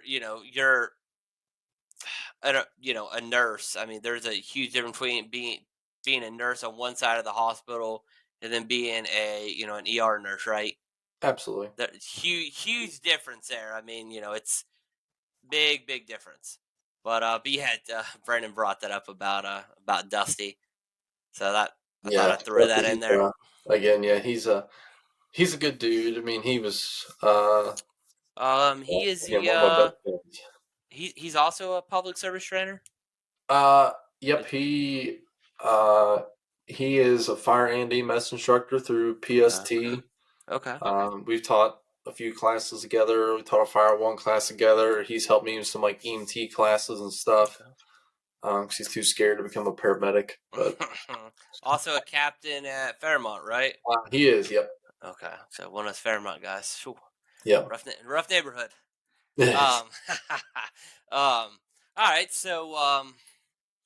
So running over at Bridgeport for a little bit, right? Kind of how that was a bit of a transition. Going from Fairmont over to I just said Clarksburg. I'm sorry, they're so close. Bridgeport, right? And Mhm. you guys run a squad out of there, right? You run an ambulance. Yeah, we have two AIMSs, so we run two AIMSs, a heavy rescue, a ladder company that we run as a quint, and then Is that a um, proper heavy rescue? it is. Okay, Yeah, just that way. Well, you know how that goes. Some people throw some rescue tools yeah, on it and go ahead and yeah. rig the It is cricket out not and throw a heavy classified as rescue on the heavy side. by the Okay. GVWR. It is a heavy rescue. Yeah, Like, yeah. and like Is structural collapse, like I assume you guys do water rescues and uh stuff like that, so or we kind of had we got into we have some swift water people. We Mhm, have the equipment to be classified as a designated swift water team. No. mhm. Do we have the capabilities if it's really needed? Yeah. I mean, we do a lot of specialist things. I mean, Yeah. we have the only like real trench trailer in North Central Mhm. West Virginia. I Uh, heard actually. I think our chief mentioned that you guys may or may not be getting a brand new Paratech trailer with some goodies in it that's going to be pretty prepared. we're hoping. Maybe, So maybe, we maybe I we're heard pretty. something like that through the grapevine. Didn't mean to throw that out there, but I heard it. I mean, listen, man. Whenever I heard about it, I was like, "Whoo!" Some of that. But everybody benefits off of that, right? I mean, we're down here in Absolutely. Morgantown. If you're not aware, I run at Westover, um, and we actually are putting together a pretty decent heavy rescue. It's shoring. I mean, we're setting it up for a pretty decent local response. That if there was be something that was to happen, I mean, I wouldn't say that we're like you know like rescue like FDNY rescue prepared. We're kind of doing what we can with what we have, right? But you guys getting that helps everybody, right? I Oh, mean, you get a absolutely. humongous structural collapse somewhere, Harrison, Marion, Mon. I mean, that kind of helps everybody, right? I mean, what's going to be on that trailer? Is, something that maybe even some departments that would really need that support, they don't have the funds to be able to obtain stuff like that. Oh, absolutely. I mean, our we just went. Was it last year or year before? Went to a trench rescue, and it was actually a successful trench rescue in Lewis County. They took our trench trailer down to. It was on 2 or 3 trench rescue calls Hmm. last year. So we do that like on our heavy rescue. It is legit. Probably the only thing that's missing from heavy rescue designation is cutting torches. I mean, pretty So much if it's stabilization, Paratech makes it. It's there. We got the gold, the silver struts. We have several hydrofusions, multiple grip hoists. Every bit of if Hearst makes it, it's on there. E-jog tools, high pressure tools, high and low pressure airbags, all the new vector bags. Dude, it's the amount of money that's on that thing is insane. yeah, it doesn't take very much, does it? Right? I mean, Oh man, I mean, just a set of those gold series. I mean, you're talking some big money right there. oh yeah, I mean, and I think there's something around like 1,500 feet of rope or something on it. Wow. I mean, the truck empties over 1 million, and it's easily got another 1 million of equipment on it. It is probably, and I'd be maybe arrogant to say this, but I'd say that is hands down the most well equipped heavy rescue in the state of West Virginia. Oh, that's awesome, man. Without Because you that. guys also run automatic mutual aid with Clarksburg, correct? I We know do. it's structure fires, but also MVAs. Um, so on Rex, we don't. Okay. I mean, so fire alarms, structure fires were automatically shared on automatic assignments. Hmm. We will provide mutual aid, like if there's a heavy rescue needed. I mean, there's a lot of commercial traffic, a Sure. lot of Yeah. water bottles on Route 50. It runs right through downtown Clarksburg. So Hmm. if they get any commercial truck wreck, our squad get our rescue's called our squad. Yeah. So that gets put on everything. Do you guys operate? So you guys operate that kind of like a squad company? Do you guys? Is there any requirements to be put on that rescue as far as how you said you call it a squad? Do you guys make sure that people are pretty proficient in Oh, absolutely. yeah, like I mean, I mean if the way our and we just redid our apprenticeship, so you really are not riding on the squad until you're in like your second year of employment. mhm, So like the way the apprenticeship works out is, excuse me, like first year is really like engine company focused because that's still the bread and right, butter of the fire you got to service. learn the basics, right? Yeah, and then after that, then like second year really kind of focuses on specialty rescue stuff. Mhm. So it's a lot of just focus on squad, technical rescue, every aspect in that second year. Not saying we won't do that the first year, but it's Hmm. apprentice specific. And then third year is all tower truck operation stuff. Yeah. So Well, yeah, really, I mean, you're not going to be assigned or riding on that rescue ideally until you've been there at least 2 years and you've got certain technical disciplines. well, you got to get your feet wet a little bit, right? Oh, I mean, absolutely. especially if you're taking somebody that could have little to no experience, and then to throw them on something like a squad would just be kind of a little bit unfair, right? So I Yeah, I think mean, that's when they awesome had that you guys are. the tower rescue in Summit Park there last year, it was they were like, hey, specialty call, and they picked and choosed who on that shift kind of Yeah. went of the best rope gurus ever working. Say, hey, we got a point from this station, come Yeah. down, hop on a squad, and go. You take the best of the best that you got. Yeah. So That's yeah, awesome. it's part of it's providing the best that you can, and if you go out and you're bringing something special, you better bring special people with you. Absolutely. Yeah. If that truck rolls out, you know, it used to you like I've heard this 1,000 times before, especially on the volunteer side. Well, I don't get to drive, right? Or I want to drive the truck, but I don't want to pump it. And it's like, but like that's your main job when you're driving the truck, right? If you get the truck out there and you can't operate what's on the truck or the truck, I mean, you might as well have brought a pickup truck. Oh, absolutely. I mean, it's their chauffeurmanship is a craft. Just being able to turn left, turn right, put it in DP and R is nothing. Yeah, When you get there, operate every bit of equipment on it, every piece of apparatus, lay it out, prep. It's like Bridgeport, we're big on the chauffeur gets there, sets everything up, and when we ladder the buildings, they're responsible for opening all the compartments. You lay out a tarp, you prep, and you stage equipment that might be needed. sure, So if I come up, it's already out ready for me. If I need a saw, it's laid out on tarp. I don't have to open a cabinet, pull out a drawer, clamp it. That 5 seconds can make a big difference. So chauffeur's a tough job. I mean, we have people who, again, that's all they want to do and they're great at it. yeah. And that's not that they're like scared of fire or doing this and that. That's what they're good at. So we let them be in that assignment. We've got Well, people on each shift that the only thing they do is drive, and they're excellent at it. I mean, I feel like that's you know, probably like as far as when guys talk about, because I mean, it's hard to find people that really want to drive anyways, right? Because I mean, Yeah. that's not really the glory position, when you really look at it. So I mean, obviously, some guys are great, awesome. Like some of these guys that are out here pumping trucks. I mean, like it's a craft, like you said.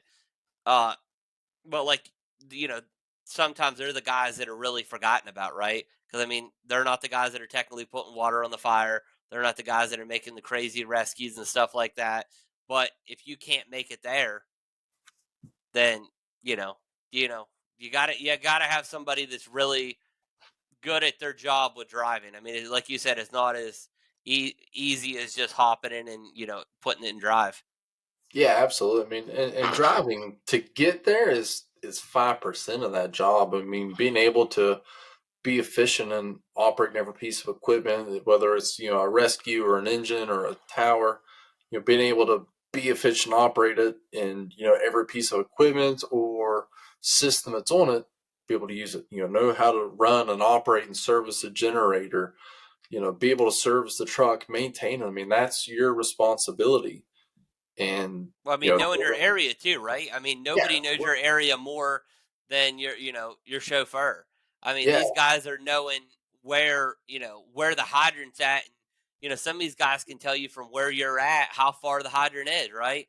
oh, absolutely. You need to lay 900 feet in to get to the scene from the plug. So I mean, it's kind of crazy how much these guys really really know. I mean, especially when it comes to sometimes like friction loss and and stuff like that. I mean, there's a lot of stuff that I think that really people don't give them credit for at the end of the day. Oh, dude, I can't agree more. Like, I'm not that guy. I'm not the guy you want to drive and pump water. I'll make water come out and move, Yeah, yeah. and cool. And I will be full disclosure. Like, we've had newer guys, and they started asking me questions about pump, and I'm like, I'm not your guy. Go find that guy. Like, that's the guy you want to talk to. They know anything about pumps. They'll tell you how it works. I know it comes in the bottom, it goes through an impeller, and it comes out the top, and you can pull this lever, and shit Yeah. happens. And Yeah, that's I'm the about what same way with ropes, right? Like I'm very honest about that. Like I'm like, listen, you want to know about ropes, you better go find somebody else. Like I said, I'll teach you how to tie a figure eight. It's like my specialty. But other than that, like, like I feel like that's not what I even try to focus on. And there's some guys like you said that are rope gurus and that they can tie rope, they can tie knots with their toes. yeah. And but other things I really like to focus on. Um, so how does that work as far as you guys running an ambulance out of there? You guys don't run 911s. Okay, I guess well you run your own 911s, right? You don't run. Yes.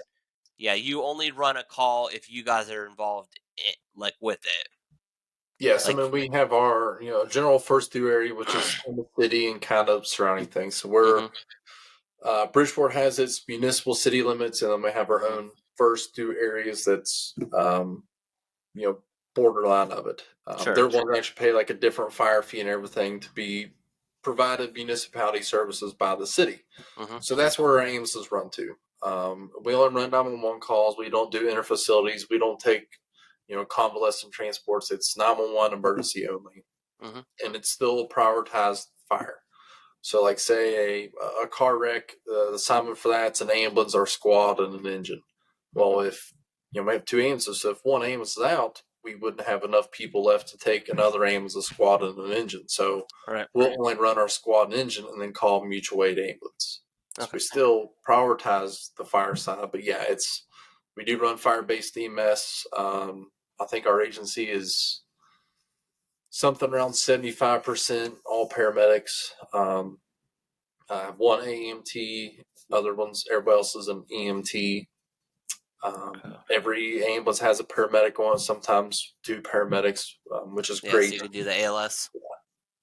Um, and we're fortunate in that aspect that sometimes we'll show up to a medical call with more paramedics on a fire truck than what Yeah, some yeah, county staff for a whole EMS agency.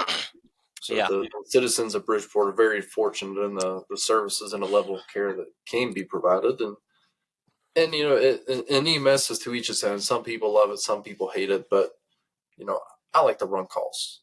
Yeah, We run dumb calls on an ambulance, we run dumb calls on a rescue, we run dumb yeah. calls on a fire truck, and it's just your job. Go And how calls. many are you running on a shift? You said 11. We run. So our shifts, we have 3 shifts of 9. So our max is 9. Our minimum is 7. And So that's you're shift. running 9. You're running primarily a captain or a lieutenant on the shift. Yeah. So each Okay. shift has a captain, 2 lieutenants. Okay, captain, 2 lieutenants, and then um. So you guys, and that's spread. So the 9 is spread out through 3 stations, Two correct? stations. Okay, two Yeah. stations. So you guys catch a fire. Both, you know, both stations are getting toned to this.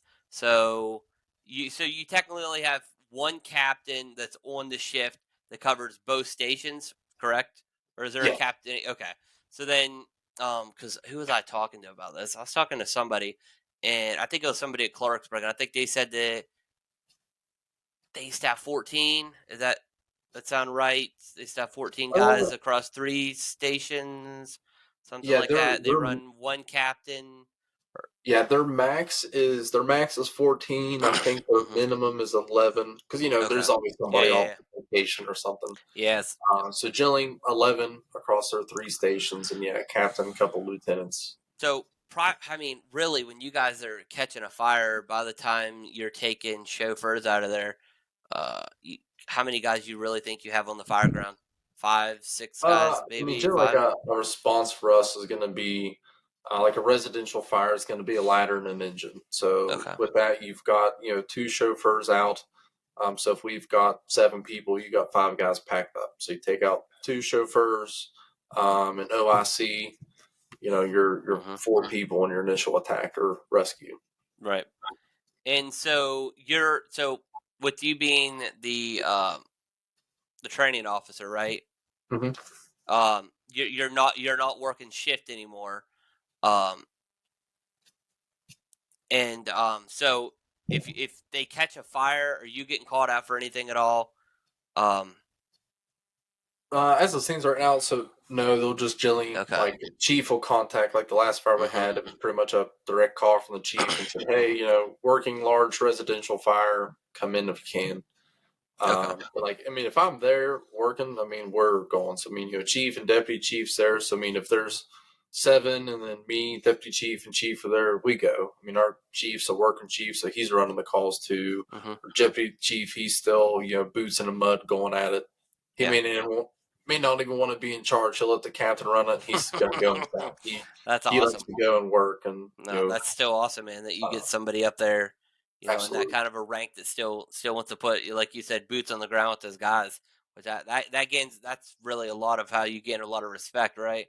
'Cause it's kind of Absolutely. hard to have people do something that you're not willing to do yourself. Yeah, I mean, he's not afraid to get that gold badge dirty, which is, it's a good thing. And I can say that for all of our officers, if Yeah. they're, because I mean, lieutenant sometimes the captain's off, the lieutenant steps up and is essentially the acting captain, and they're the OIC for the day, and there's nobody there that's afraid to work. So it just kind of depends. Sometimes there could be heavy of officers if the captain and two lieutenants are working and Yeah. two other guys are off. Yeah, you're heavy on officers that day, and Mhm. but then other days there might only be one officer working. So I mean, Okay. we'll work at a minimum with one officer. So sometimes it might be a lieutenant and six firefighters working, and depending on their rank and experience or count their qualifications are, is kind of how we'll fill staffing and stations Mhm. predominantly with that. So I mean, Uh, we're never going to make the OIC be to drive the apparatus and stuff too. They always ride a seat. That's their job is yeah. to think and execute. And Because like we went back there earlier, it's kind of hard to run a cylinder and a pump. oh, absolutely. You can't do it effectively. You can't multitask and do things. You can't have your hands in and you just become task saturated. Yeah. Mitch Tacy said two numbers you got to know: pump at 150, bake at Like 350. a 350. Yeah. Yeah. Yeah. Yeah, So you can that's see you fun. can see where I got all my pump knowledge from. Yeah, and who is Mitch to you? That is my dad. Your dad. Okay, okay. Yeah. Oh man, so he's in here. So He's in this here is my watching. pump operation abilities. Up, down. Yeah, that's about my limits. Yeah, you're like you got water coming out of the nozzle, right? They're like, yeah. You're like, all Yeah, right, I'm the gonna job's set it and done. forget it and hope somebody else shows up. I mean, I mean, I've Yeah, had pump fires. yeah, I'm yeah, yeah, it's not my wheelhouse, not where I want to be, and that is full disclosure. So yeah. I mean, I've told people it's like, where do you want to be? It's like I don't want to drive. Yeah, Anybody else want to drive? And they're like, yeah, okay, yeah. They're like, you're like, thank God somebody said something, yeah. right? So running ambo engine. You guys run platforms or sticks up there? I know you have platforms. Yeah, we have a 95-foot platform Hmm. tower and a 75-foot stick. That's the one we run as we run it as a true quint. Okay, true. Okay. And obviously the squad slash heavy rescue. And so and now are guys now, like you said, starting out, you're getting put on engine. So are you rotating on the ambo? Is that how does that go about how you're getting put on the ambo and how you're getting put on? Because like you said, once you get your experience in and you're kind of qualified to be on every apparatus there, how are you being assigned? So it's not, and depending on what's going on, like right now we're in kind of a unique position because our main Hmm. station is being remodeled. So we kind of got guys Okay. moving around, and in the area of our main station, we're kind of running a skeleton engine crew as we can. Hmm. But mostly like your rotating calls or different shifts might want to set it up a different way. Just kind of what the guys want to do. It's not micromanaged of this is the way you'll do it. Just the shift officer kind of gets a run, decide it. So some shifts may set it up to, hey, if you're the ambulance downtown, if there's five guys down there, hey, you two are going to be on the ambulance all day, and then as being part on the ambulance, you'll kind of rotate out, or you're part of the squad orientation then, because if Right. the squad's going to go, the ambulance doesn't, vice versa. The way it's set up now, both ambulances are in one station, and they just kind of partner up in the morning, and they just rotate calls. So it's Okay. like, hey, we took the last one. It's your turn on this time, and then you're assigned to the engine at that point if you're not first up on the ambulance. See, that's so weird of see, like, without having any prior knowledge to the way that you guys operate. That's what kind of why I'm asking the question, kind of give everybody else like a perspective on that. Because then you look at the way you guys operate, and then you look at, we'll just say, like City of Morgantown, right?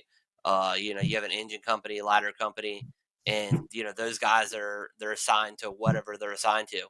If they get a breathing problem downtown, they're taking the platform, or they're taking the stick. They don't really have whatever they're on, right? And you guys kind of it's kind of weird because you guys in a way kind of have like that. You guys kind of operate with like that volunteer, like what truck do we want to take, right? Or Oh, what we are truck very what much truck like fits a that. purpose? Yeah, what truck really fits a purpose? Because I mean, am I gonna even be able to fit a ladder down this street that we got to call on? Because I mean, that's some of the things that I used to think was absolutely insane. Is how the city of Morgantown gets put on a call for a breathing problem down one of these narrow ass streets, and they got to try to fit a ladder down it. And I'm like, this, I don't understand how this is working, but Yeah, that was a hard change for me because at Fairmont, that was the way it was. Like if my job was, hey, I'm on the engine today. You work at yeah, an outlying station. There's two of you in a station. The only thing there is an engine, so you knew what you were doing. yeah.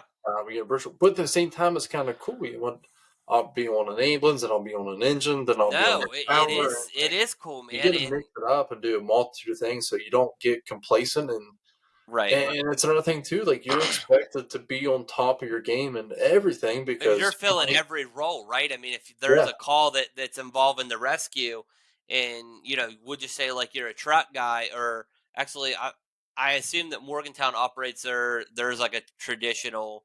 Like I said, I don't have any buddies that work in Morgantown. I mean, obviously, I'm familiar with them, but I don't know their operation. I assume that if they get a medical rescue, the trucks are spawning. The truck's probably running extrication on that.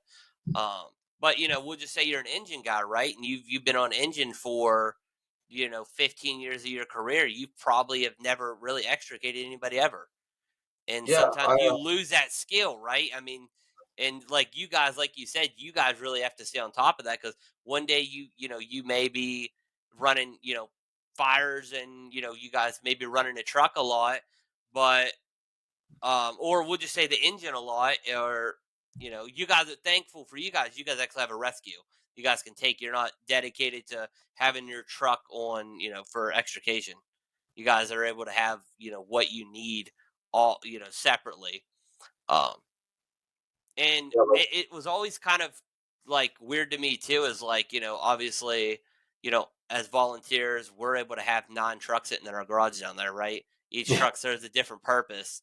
And we're not trying to fit you know an entire department worth of tools onto one truck, and try to make it all happen off of this one truck.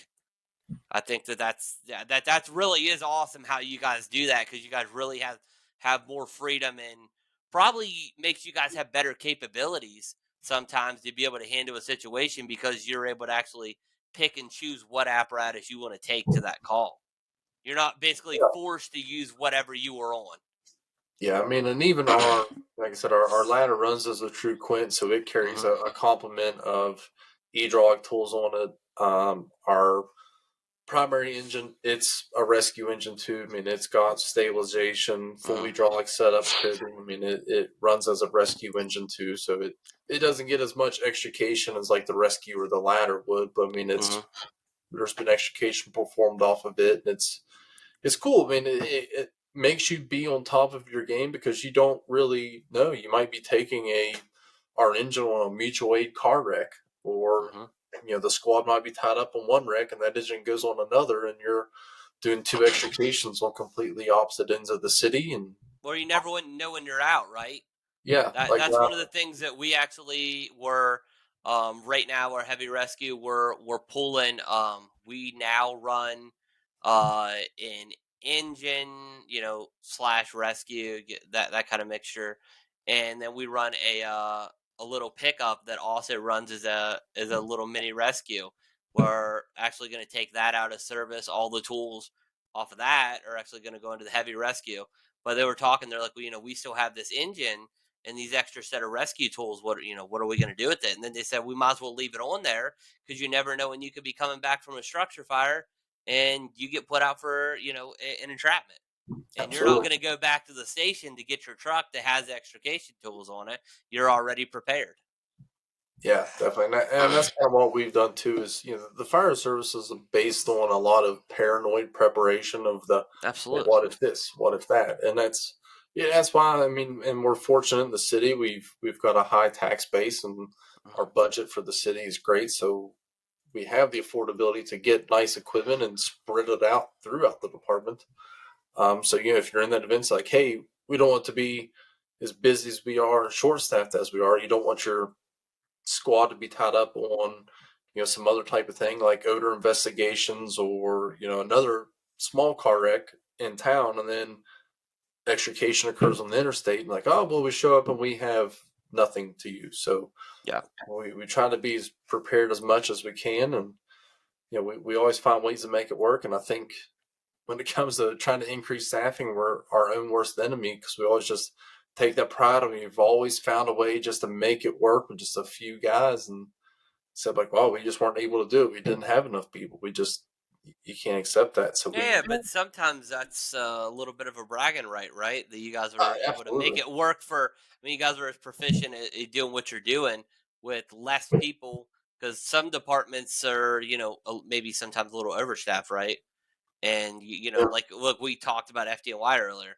I mean, even a residential fire, one of their houses, maybe a one, 2-story residential family, dwelling, and they're still putting half the city on it, you know, yeah. and I mean, and over here, like you said, you guys are trying to sometimes, work 5 or 6 incidents with, you know, one station worth of guys, in a couple trucks, and yeah. I mean, last year we ran just under 4,000 calls, and put 7 guys. You get stretched pretty thin, pretty quick, and yeah, no, it's increasing exponentially every year. So hopefully we'll start getting some more people, so we don't get spread so thin. And I just hope we get to the point where it's not a knee jerk reaction of something detrimental happen, because that's, I mean, hell, you look back at that's how a lot of the fire service got formed. Of something major detrimental happened, they're like, oh well, we need paid firefighters now.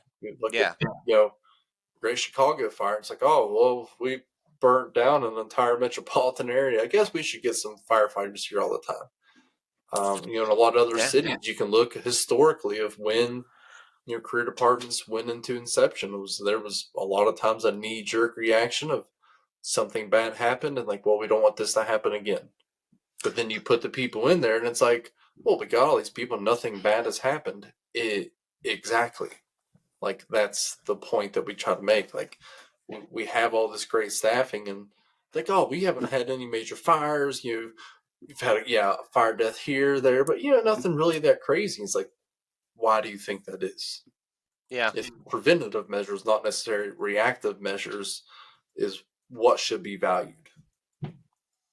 Yeah, no, I fully agree. I fully agree there.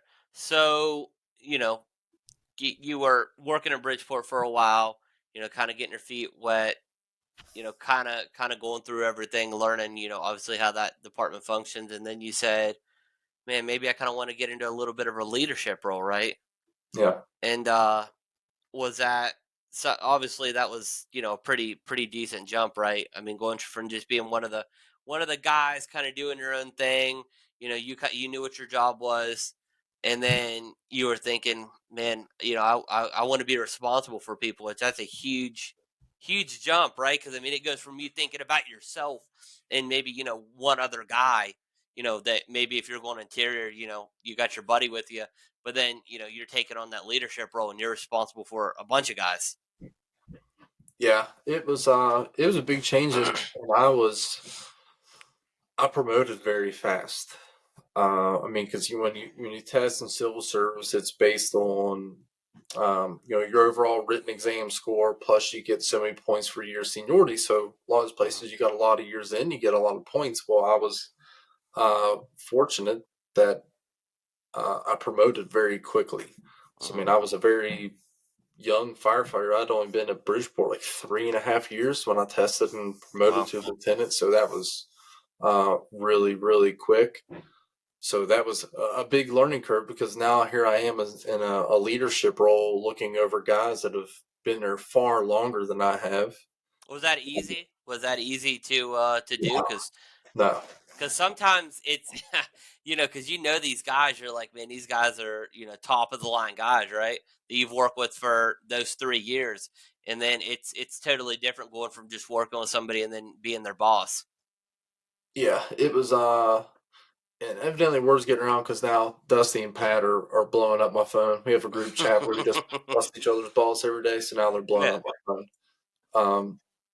But yeah, so to go from I don't want to say like buddy to boss, but yeah, to get into that leadership role and now Right. Well, I having mean, these just boss, senior, just to kind of put it, because I mean, yeah, you know, I think that's probably one of the hardest things sometimes is, um, like you're now responsible for them, right? You go from you were always responsible for them is like I would think that anybody, on the fire ground, regardless of what their title is, we kind of look out for each other, right? But then, like on paper, you actually are responsible for them now. yeah, and it was I go one day of being kind of newer, and I was driving and pumping, and Hmm. a senior guy's riding the seat next to me. Then it's like flip of a switch. Very next day, we had to switch seats, and it was weird to go from hey, this is a senior man on the shift that Hmm. has been kind of mentoring me, showing me things that I go to for counsel, and now the roles kind of flip. Yeah. And it's like Did you feel like so. you were ready? I mean, I've been an officer for 5 years, and I still don't think I'm ready. Yeah, Uh, that's like it's a lot of responsibility, right? I mean, I mean, I even had, I mean, with like Dusty and Pat, we talk about everything. And hmm. I've recently tested for captain too. And I told him, I was like, I don't even think I'm a test for captain. Like, this would be dumb. Why would you not? Like, I don't think I'm ready for that. Like, that captain's a huge role. I mean, you are in charge of all those guys frequently. In my Yeah, role, I get to be, I was on shift. I was OIC, a handful of times a year. yeah, But, to be a captain, that's a huge step up. And, it's like I don't think I'm ready for that. Like I don't have enough time in and so on. It's like, well, it's now or never. Like, well, right. maybe not never, but Well, I mean, some not credit to testing. you though, right? I mean, you must be doing at least a half decent job. They haven't fired you, right? So I mean, that's some credit to Yeah, so that's some credit to you, man, right? I mean, you got to give yourself some credit that that you're doing a good job. I know that sometimes that's a really hard thing for anybody to do is kind of give themselves a break. I yeah, know I'm really hard on myself with certain yeah. things, and I really, my weaknesses and stuff like that. It really, I like sometimes eats me up. And I think that we always try to strive to be our best, and we're very, very, hard and judgmental on ourselves. So I mean, that should be, maybe a little hint to you to try to give yourself some credit that if your guys aren't bitching at you and you're not getting bitched at, from up the ladder there, that that you're doing a good job. Yeah, I mean, I most definitely am probably my hardest critic on myself, but I've Hmm. over the past few years I've tried to live by the motto of, or not necessarily motto, but just with the mindset of my goal is to make my department and my guys just even the smallest bit better today than we were yesterday, Yeah. and that's all I can aim for. Yeah. I mean, some days you might feel like you took a step back, but it happens. And with the thing about guys complaining to you, uh, I like the culture of like I have senior guys that have come to me and been like, "What the hell?" Yeah. Like, Yeah. what I mean, and I think that needs to be part of that culture too, where stuff doesn't always have to come down the ladder. Like you can come back up. Like keep me in balance. Like I remember we were at a fire one time, and to me, like I felt like I was kind of evaluating the scene quickly, and senior guy was driving, and he's like, "What are you doing?" And I'm like, "What do you mean?" And apparently, in my mind, I was operating at a good pace, and to him, he's like, "Dude, you need to speed it up." And I'm like, So we butt heads for a second, let it Yeah. go. Then later, it's like, what was that all about? And we just kind of hashed it out. And I was like, hey, thanks for keeping me in line, man. That's why you're a good senior man. You've been on the No, job but longer than me, that but says a you lot about keep you, me though, around. right? I mean, that says a lot about you as a leader, though, that you were, okay. Sometimes maybe your guy's calling you out if you're fucking up, right? I mean, because I mean that's a human thing. You're gonna mess up, and I think that that's probably the most awkward thing to ever have to tell your boss that they're not doing their job right, right? I mean, but that really says a lot about you that your guys feel comfortable enough to say, "Hey, Ben, something's not going on right here, man. I'm not saying that you're that Yeah, it's your fault, but something's not going right. Maybe you should reconsider what's going on here." And then you say, "Yeah, man, you're right. I did, because like I've talked about before in the podcast is you know, you get tunnel vision, right? What we're doing is very fast paced, very adrenaline driven, and it's very easy to kind of, like I said, get tunnel vision and think that what you're doing is really working, and then somebody that's kind of standing off to the side that's like, "What the fuck is going on?" yeah. And then it's real easy for that to happen, and then but for your guys to feel comfortable enough, like I said, to be able to say, "Hey, man, this isn't working. We got to figure something out." Yeah, I mean, accountability is more so. It's not just figuring out where everybody's at on the fire ground. I mean, you got to hold each other accountable, and Absolutely. I mean, it's all about the overall mission is to take whatever your true mission statement is for your agency is to follow that, and it's hey man, time outside the calls is really what makes the department grow, and keep each other in balance and call each other out and have that comfortability. Sometimes you just got to be comfortable being uncomfortable to really prosper. Yeah. No, I really do agree with that. I guess so. Maybe possibly moving up to captain. So that'll be a huge. So will you still stay? Will you keep your role as a training officer? It's not that be moving up in the ranks. Will somebody else come in and take Well, the that? captain testing they already got promoted, so I didn't get it. Okay. Well, sorry. We got the. I mean, the guy that got the captain says he smoked everybody, so there's not even close. I'll be honest. But in that, I was at going into training, and I had a mindset if I got promoted, I would stay at training because Okay. I mean I have I feel like it's my niche. I really enjoy education. I love training. With my education Yeah. background in education, I feel like I'm a good fit in that. I mean, and I love it from every aspect: the fire and rescue and EMS education. I like the role. It's like I said, it's different. I miss the guys and I miss that camaraderie even Yeah. sometimes, but I still have the ability to get out from behind the desk and run calls if I want to. Yeah. No, that is nice. Um, I'm trying to think if there's anything else that I really want to go over. Seeing if we missed anything. So, I think we pretty much covered. You had a little bit of time in Buchanan. Kind of started out there a little green. But you knew what you wanted. You knew you wanted to be a career guy. So you went over, was testing around a little bit. Caught a break, got on a Fairmont. Got a little bit of experience there. Kind of started to figure things out about what the job was really about, and then went over to Bridgeport and kind of like that was a decent transition. Like you said, each department is kind of different, they do things a little Yeah. different.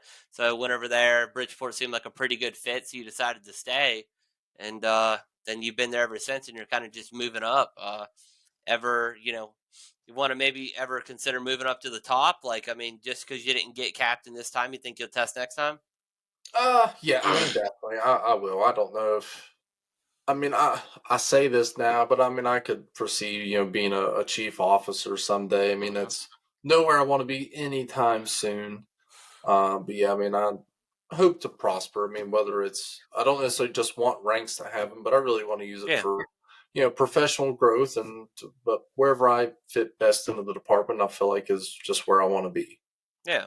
No, that's awesome, man. And like I said, I think you're on the right track for sure. I mean, it's you know, uh, obviously you're still doing trainings, right? I mean, you Oh haven't yeah. got complacent, and you didn't get to the point where you said, I've been doing this for how long? I don't really.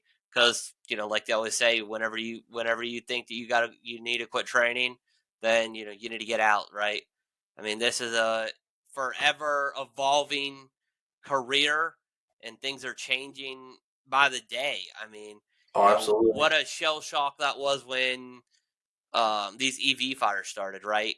Who would have ever thought that you were going to have to be putting the same amount of water on a little sedan that you were putting on a three-story multi-family dwelling, structure, like probably 30,000 gallons of water on some of these EVs, and getting called back out and maybe having to put another 10,000 gallons. Like, it's just insane. Who would have ever thought that we would have went from wagons to a car that literally you can't put out that's on fire.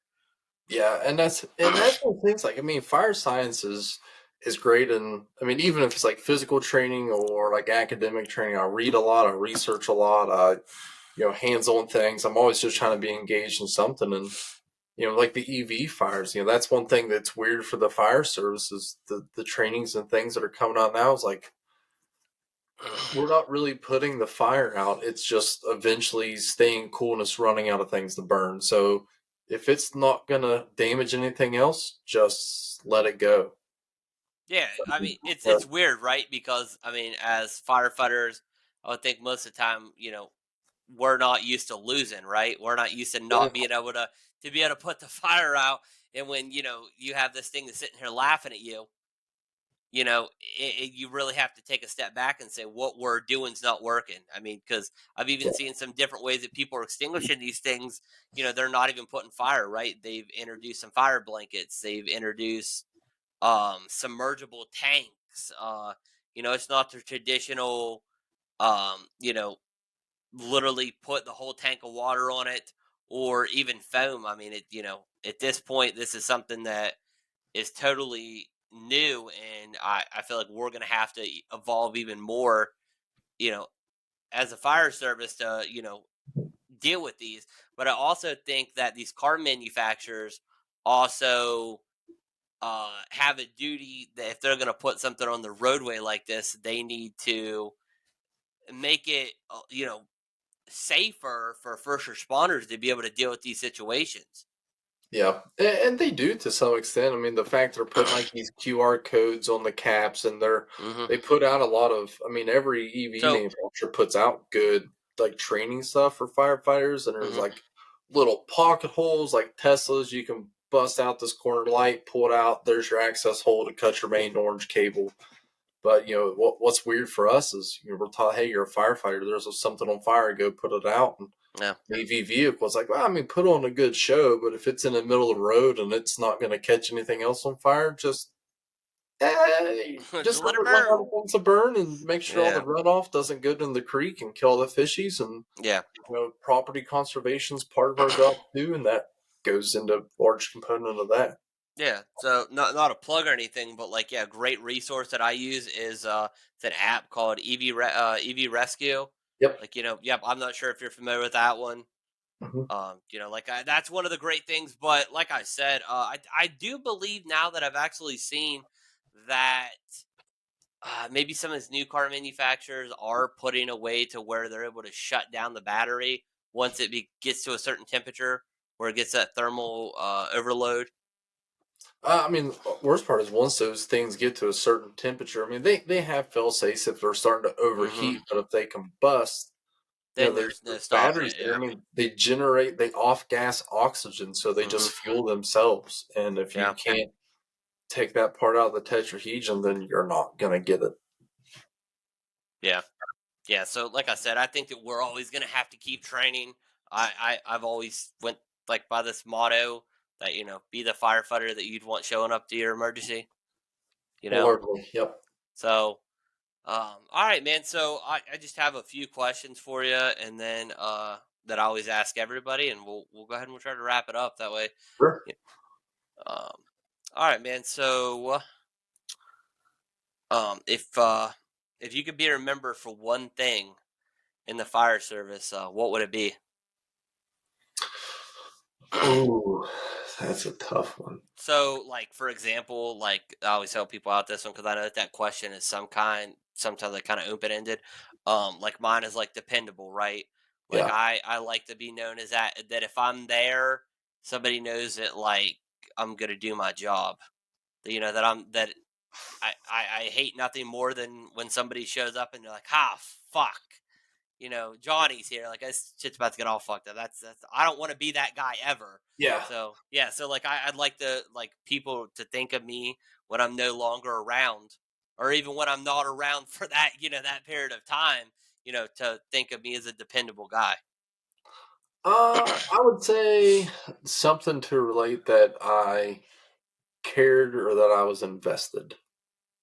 I care about the people that I work with, the people that work for me, the people I work around that, on the job, outside the job, that I care and that I'm fair and I was telling her, I was like, I want you to be better than me someday. Like I really want to help everybody love this job as much as I do. So I, I would say just that I was invested in the job and them and cared about them.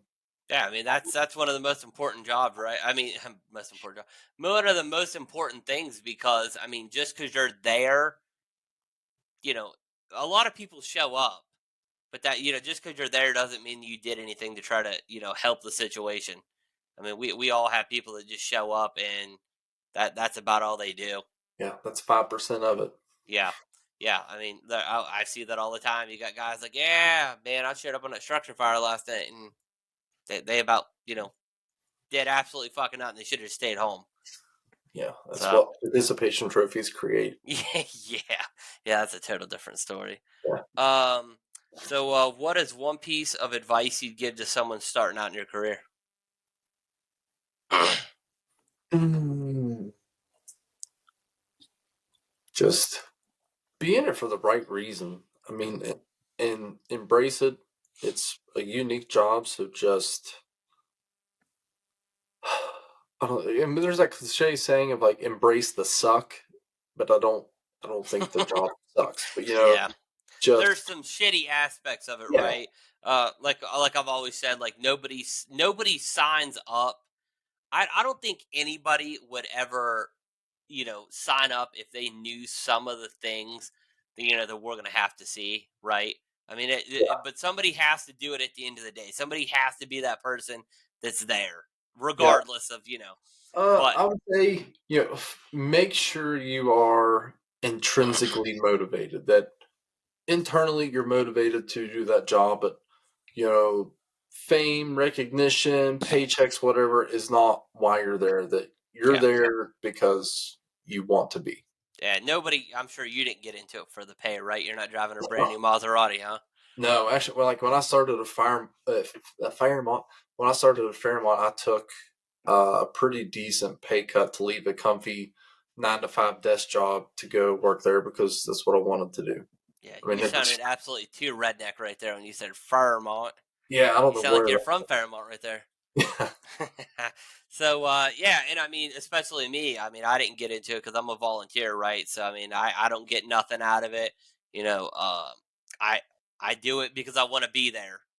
I think that's why a lot of guys get into it is um that they want to make a difference. It just you have to be able to be there for the right reason of making a difference, but then not being there just because you want to be known as that you were there. Thousand Yeah, percent. yeah, you want to. Yeah, I mean, because I mean, there's a lot of guys that get into it just to say, "Well, yeah, hell yeah, man, I'm in the fire department."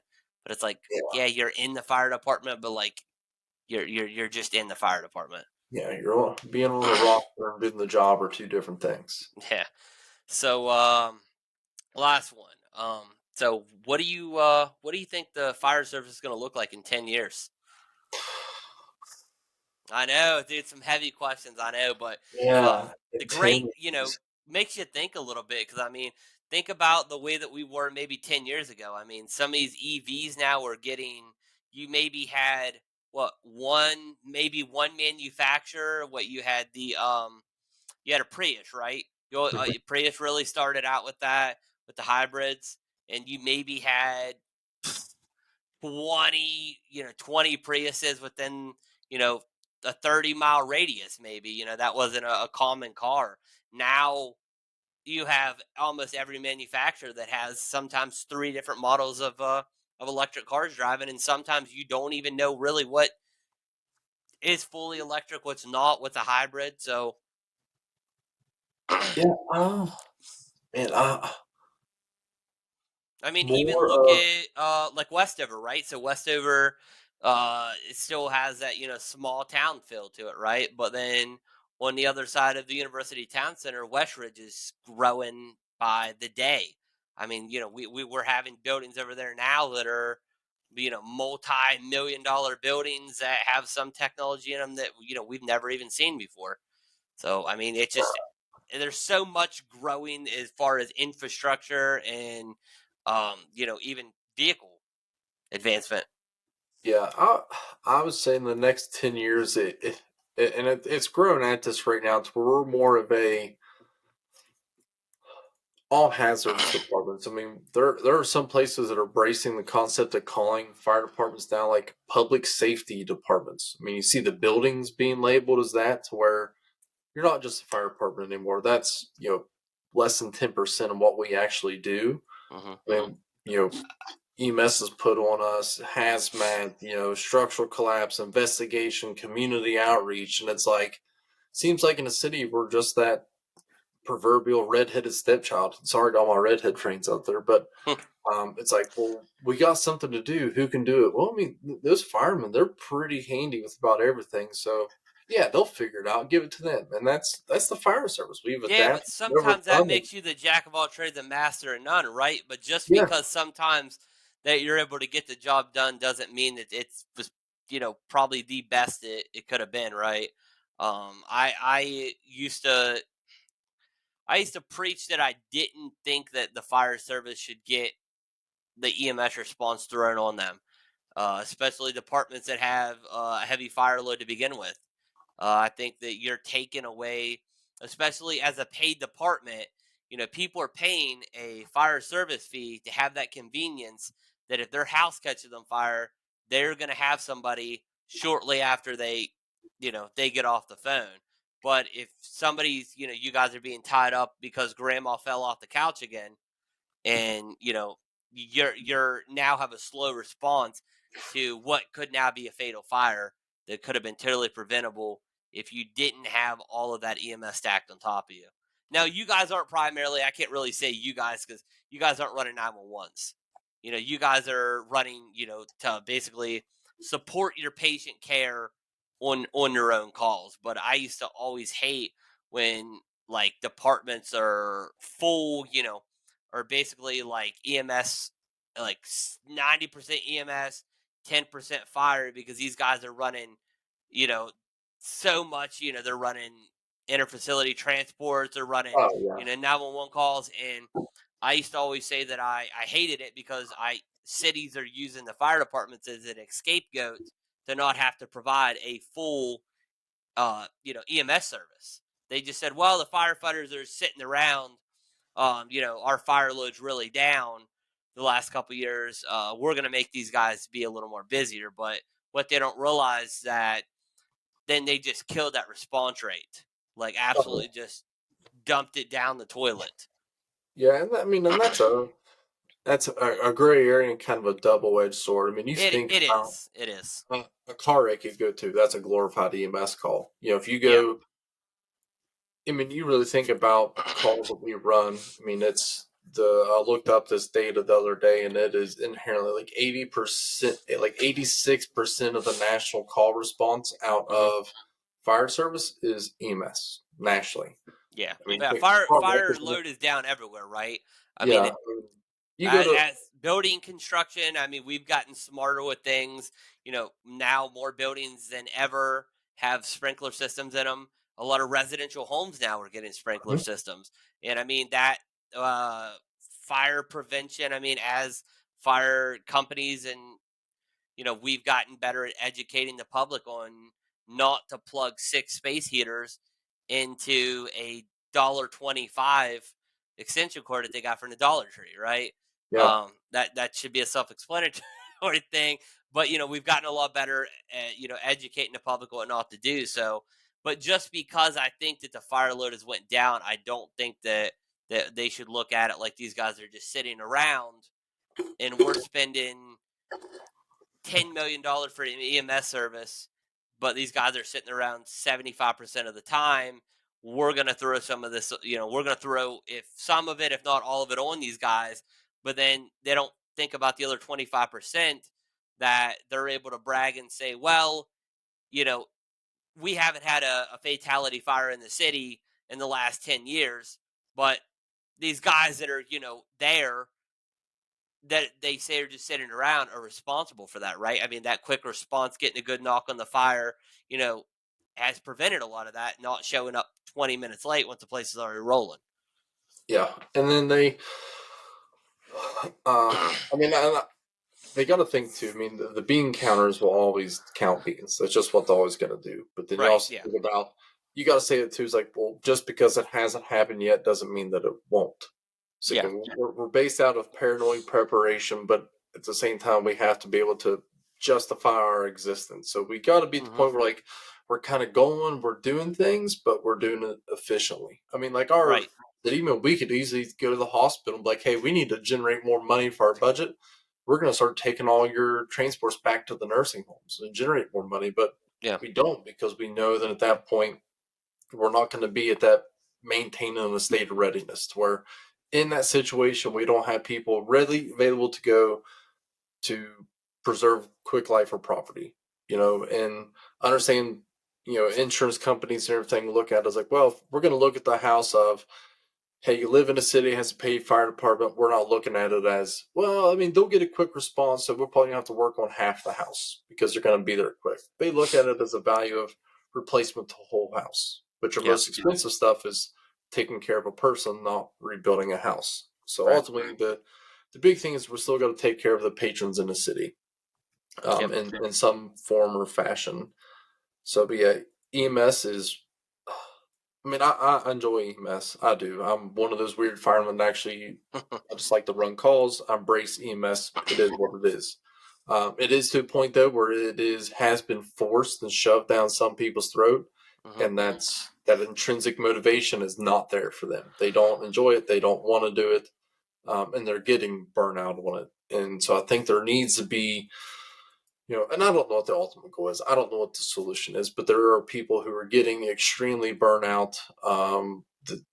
The ability of people to actually retire out of the fire service or emergency services as a whole is getting lower and lower and lower due to attrition and burnout.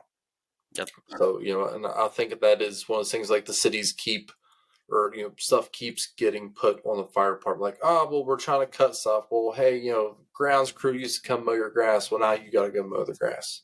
Yeah. Well, we got this stuff going on, and well, now we need all of you to come teach CPR to everybody in the public safety department, or Hmm. hey, everybody at City Hall needs you to come do this. Oh, I need you to go do this standby here. And they're like, again, it's like, well, they're the scapegoats. We got these guys, they'll go do stuff, and they just always say yes. The fire service can't strike. I'm not saying that, I'm advocating the strike, but we're in a weird paradigm shift where we're really good at just solving problems. So anytime there's a problem, they just call the fire department to go and fix it, and we're Yeah. just Sometimes good we're at the yeah. Sometimes we're the yes man, even though we probably feel like sometimes that there is a no there. There's not a no, right? There's only a yes answer there, and I feel like we hold, and I feel like, and I feel like we kind of did it to ourselves too, because uh, you know, we're in it because we want to help people, right? And I feel like we by saying no, we feel like we're kind of letting those people down, right? it. Yeah, Yeah. So I mean, we've I guess that was a double edged sword because we've always been so good at making sure that we, uh, you know, held that promise that we're always going to be there when they call. That if we say no to some of these less important, situations, then then we feel like we kind of let them down a little bit. yeah. And again, that goes back to the pride of what we want to do. Like we just find a way to make it work because Yep. we don't want to be no people. We're yes people. Like, yep, all right, we can do it. We can do it. We can always Yep. figure out a way to make things work. and we're gonna break our backs trying to find a way to make it work. Right, but I mean that machine can only run for so long, right? Absolutely, And I and I mean think you that I mean I feel like sometimes that machine's not always maintained, not always oiled and taken care of, and it just ran to death. And I think eventually it's going to break down. I mean yeah, that's really what it is, and I think eventually when it's ran so hard, that's when mistakes start being made. agreed. And I think that sometimes it takes a tragic you know situation for some of those people that put that responsibility on us to say, wow, this they're right, this wasn't going to work, even though it worked for a while, right? Because I mean, just because something is working doesn't mean that it's a right way to do it, and eventually that does blow up in your face. Yeah, like I said, just because it hasn't happened yet doesn't mean it won't. Absolutely.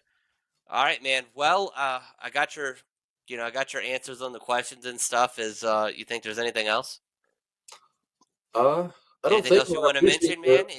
I mean, appreciate you having me on, and trying to just go out and advocate for the fire service. It's a good I'm thing, and I just hope that people can be inspired. And I had this chat with some employees a while back. It's like I really just hope all of you can love your job absolutely as much as I do.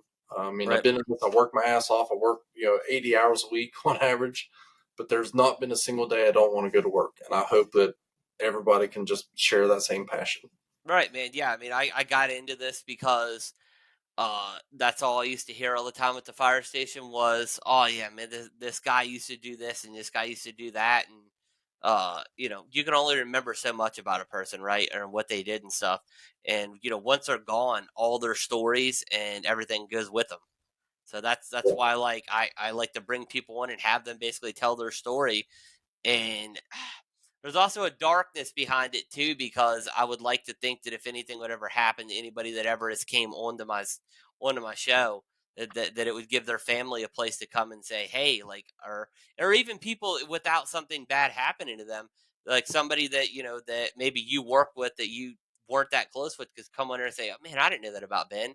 I didn't know that he used to do this or do that. And I think that people can learn stuff about people from the show, and it also shows a different side um of some of the people that come on here, because you know most of the time as firefighters we're looked at as like these tough guys, and we're fearless and stuff, and kind of sometimes you kind of get to see a different side of somebody when they kind of talk about themselves. yeah, very much so, my man. All right, man. Well, if there's nothing else, I really appreciate you coming on, and thank you again. I hope you have a wonderful night. All right, brother. You too. Thanks, man. Have a nice night. All right, take care.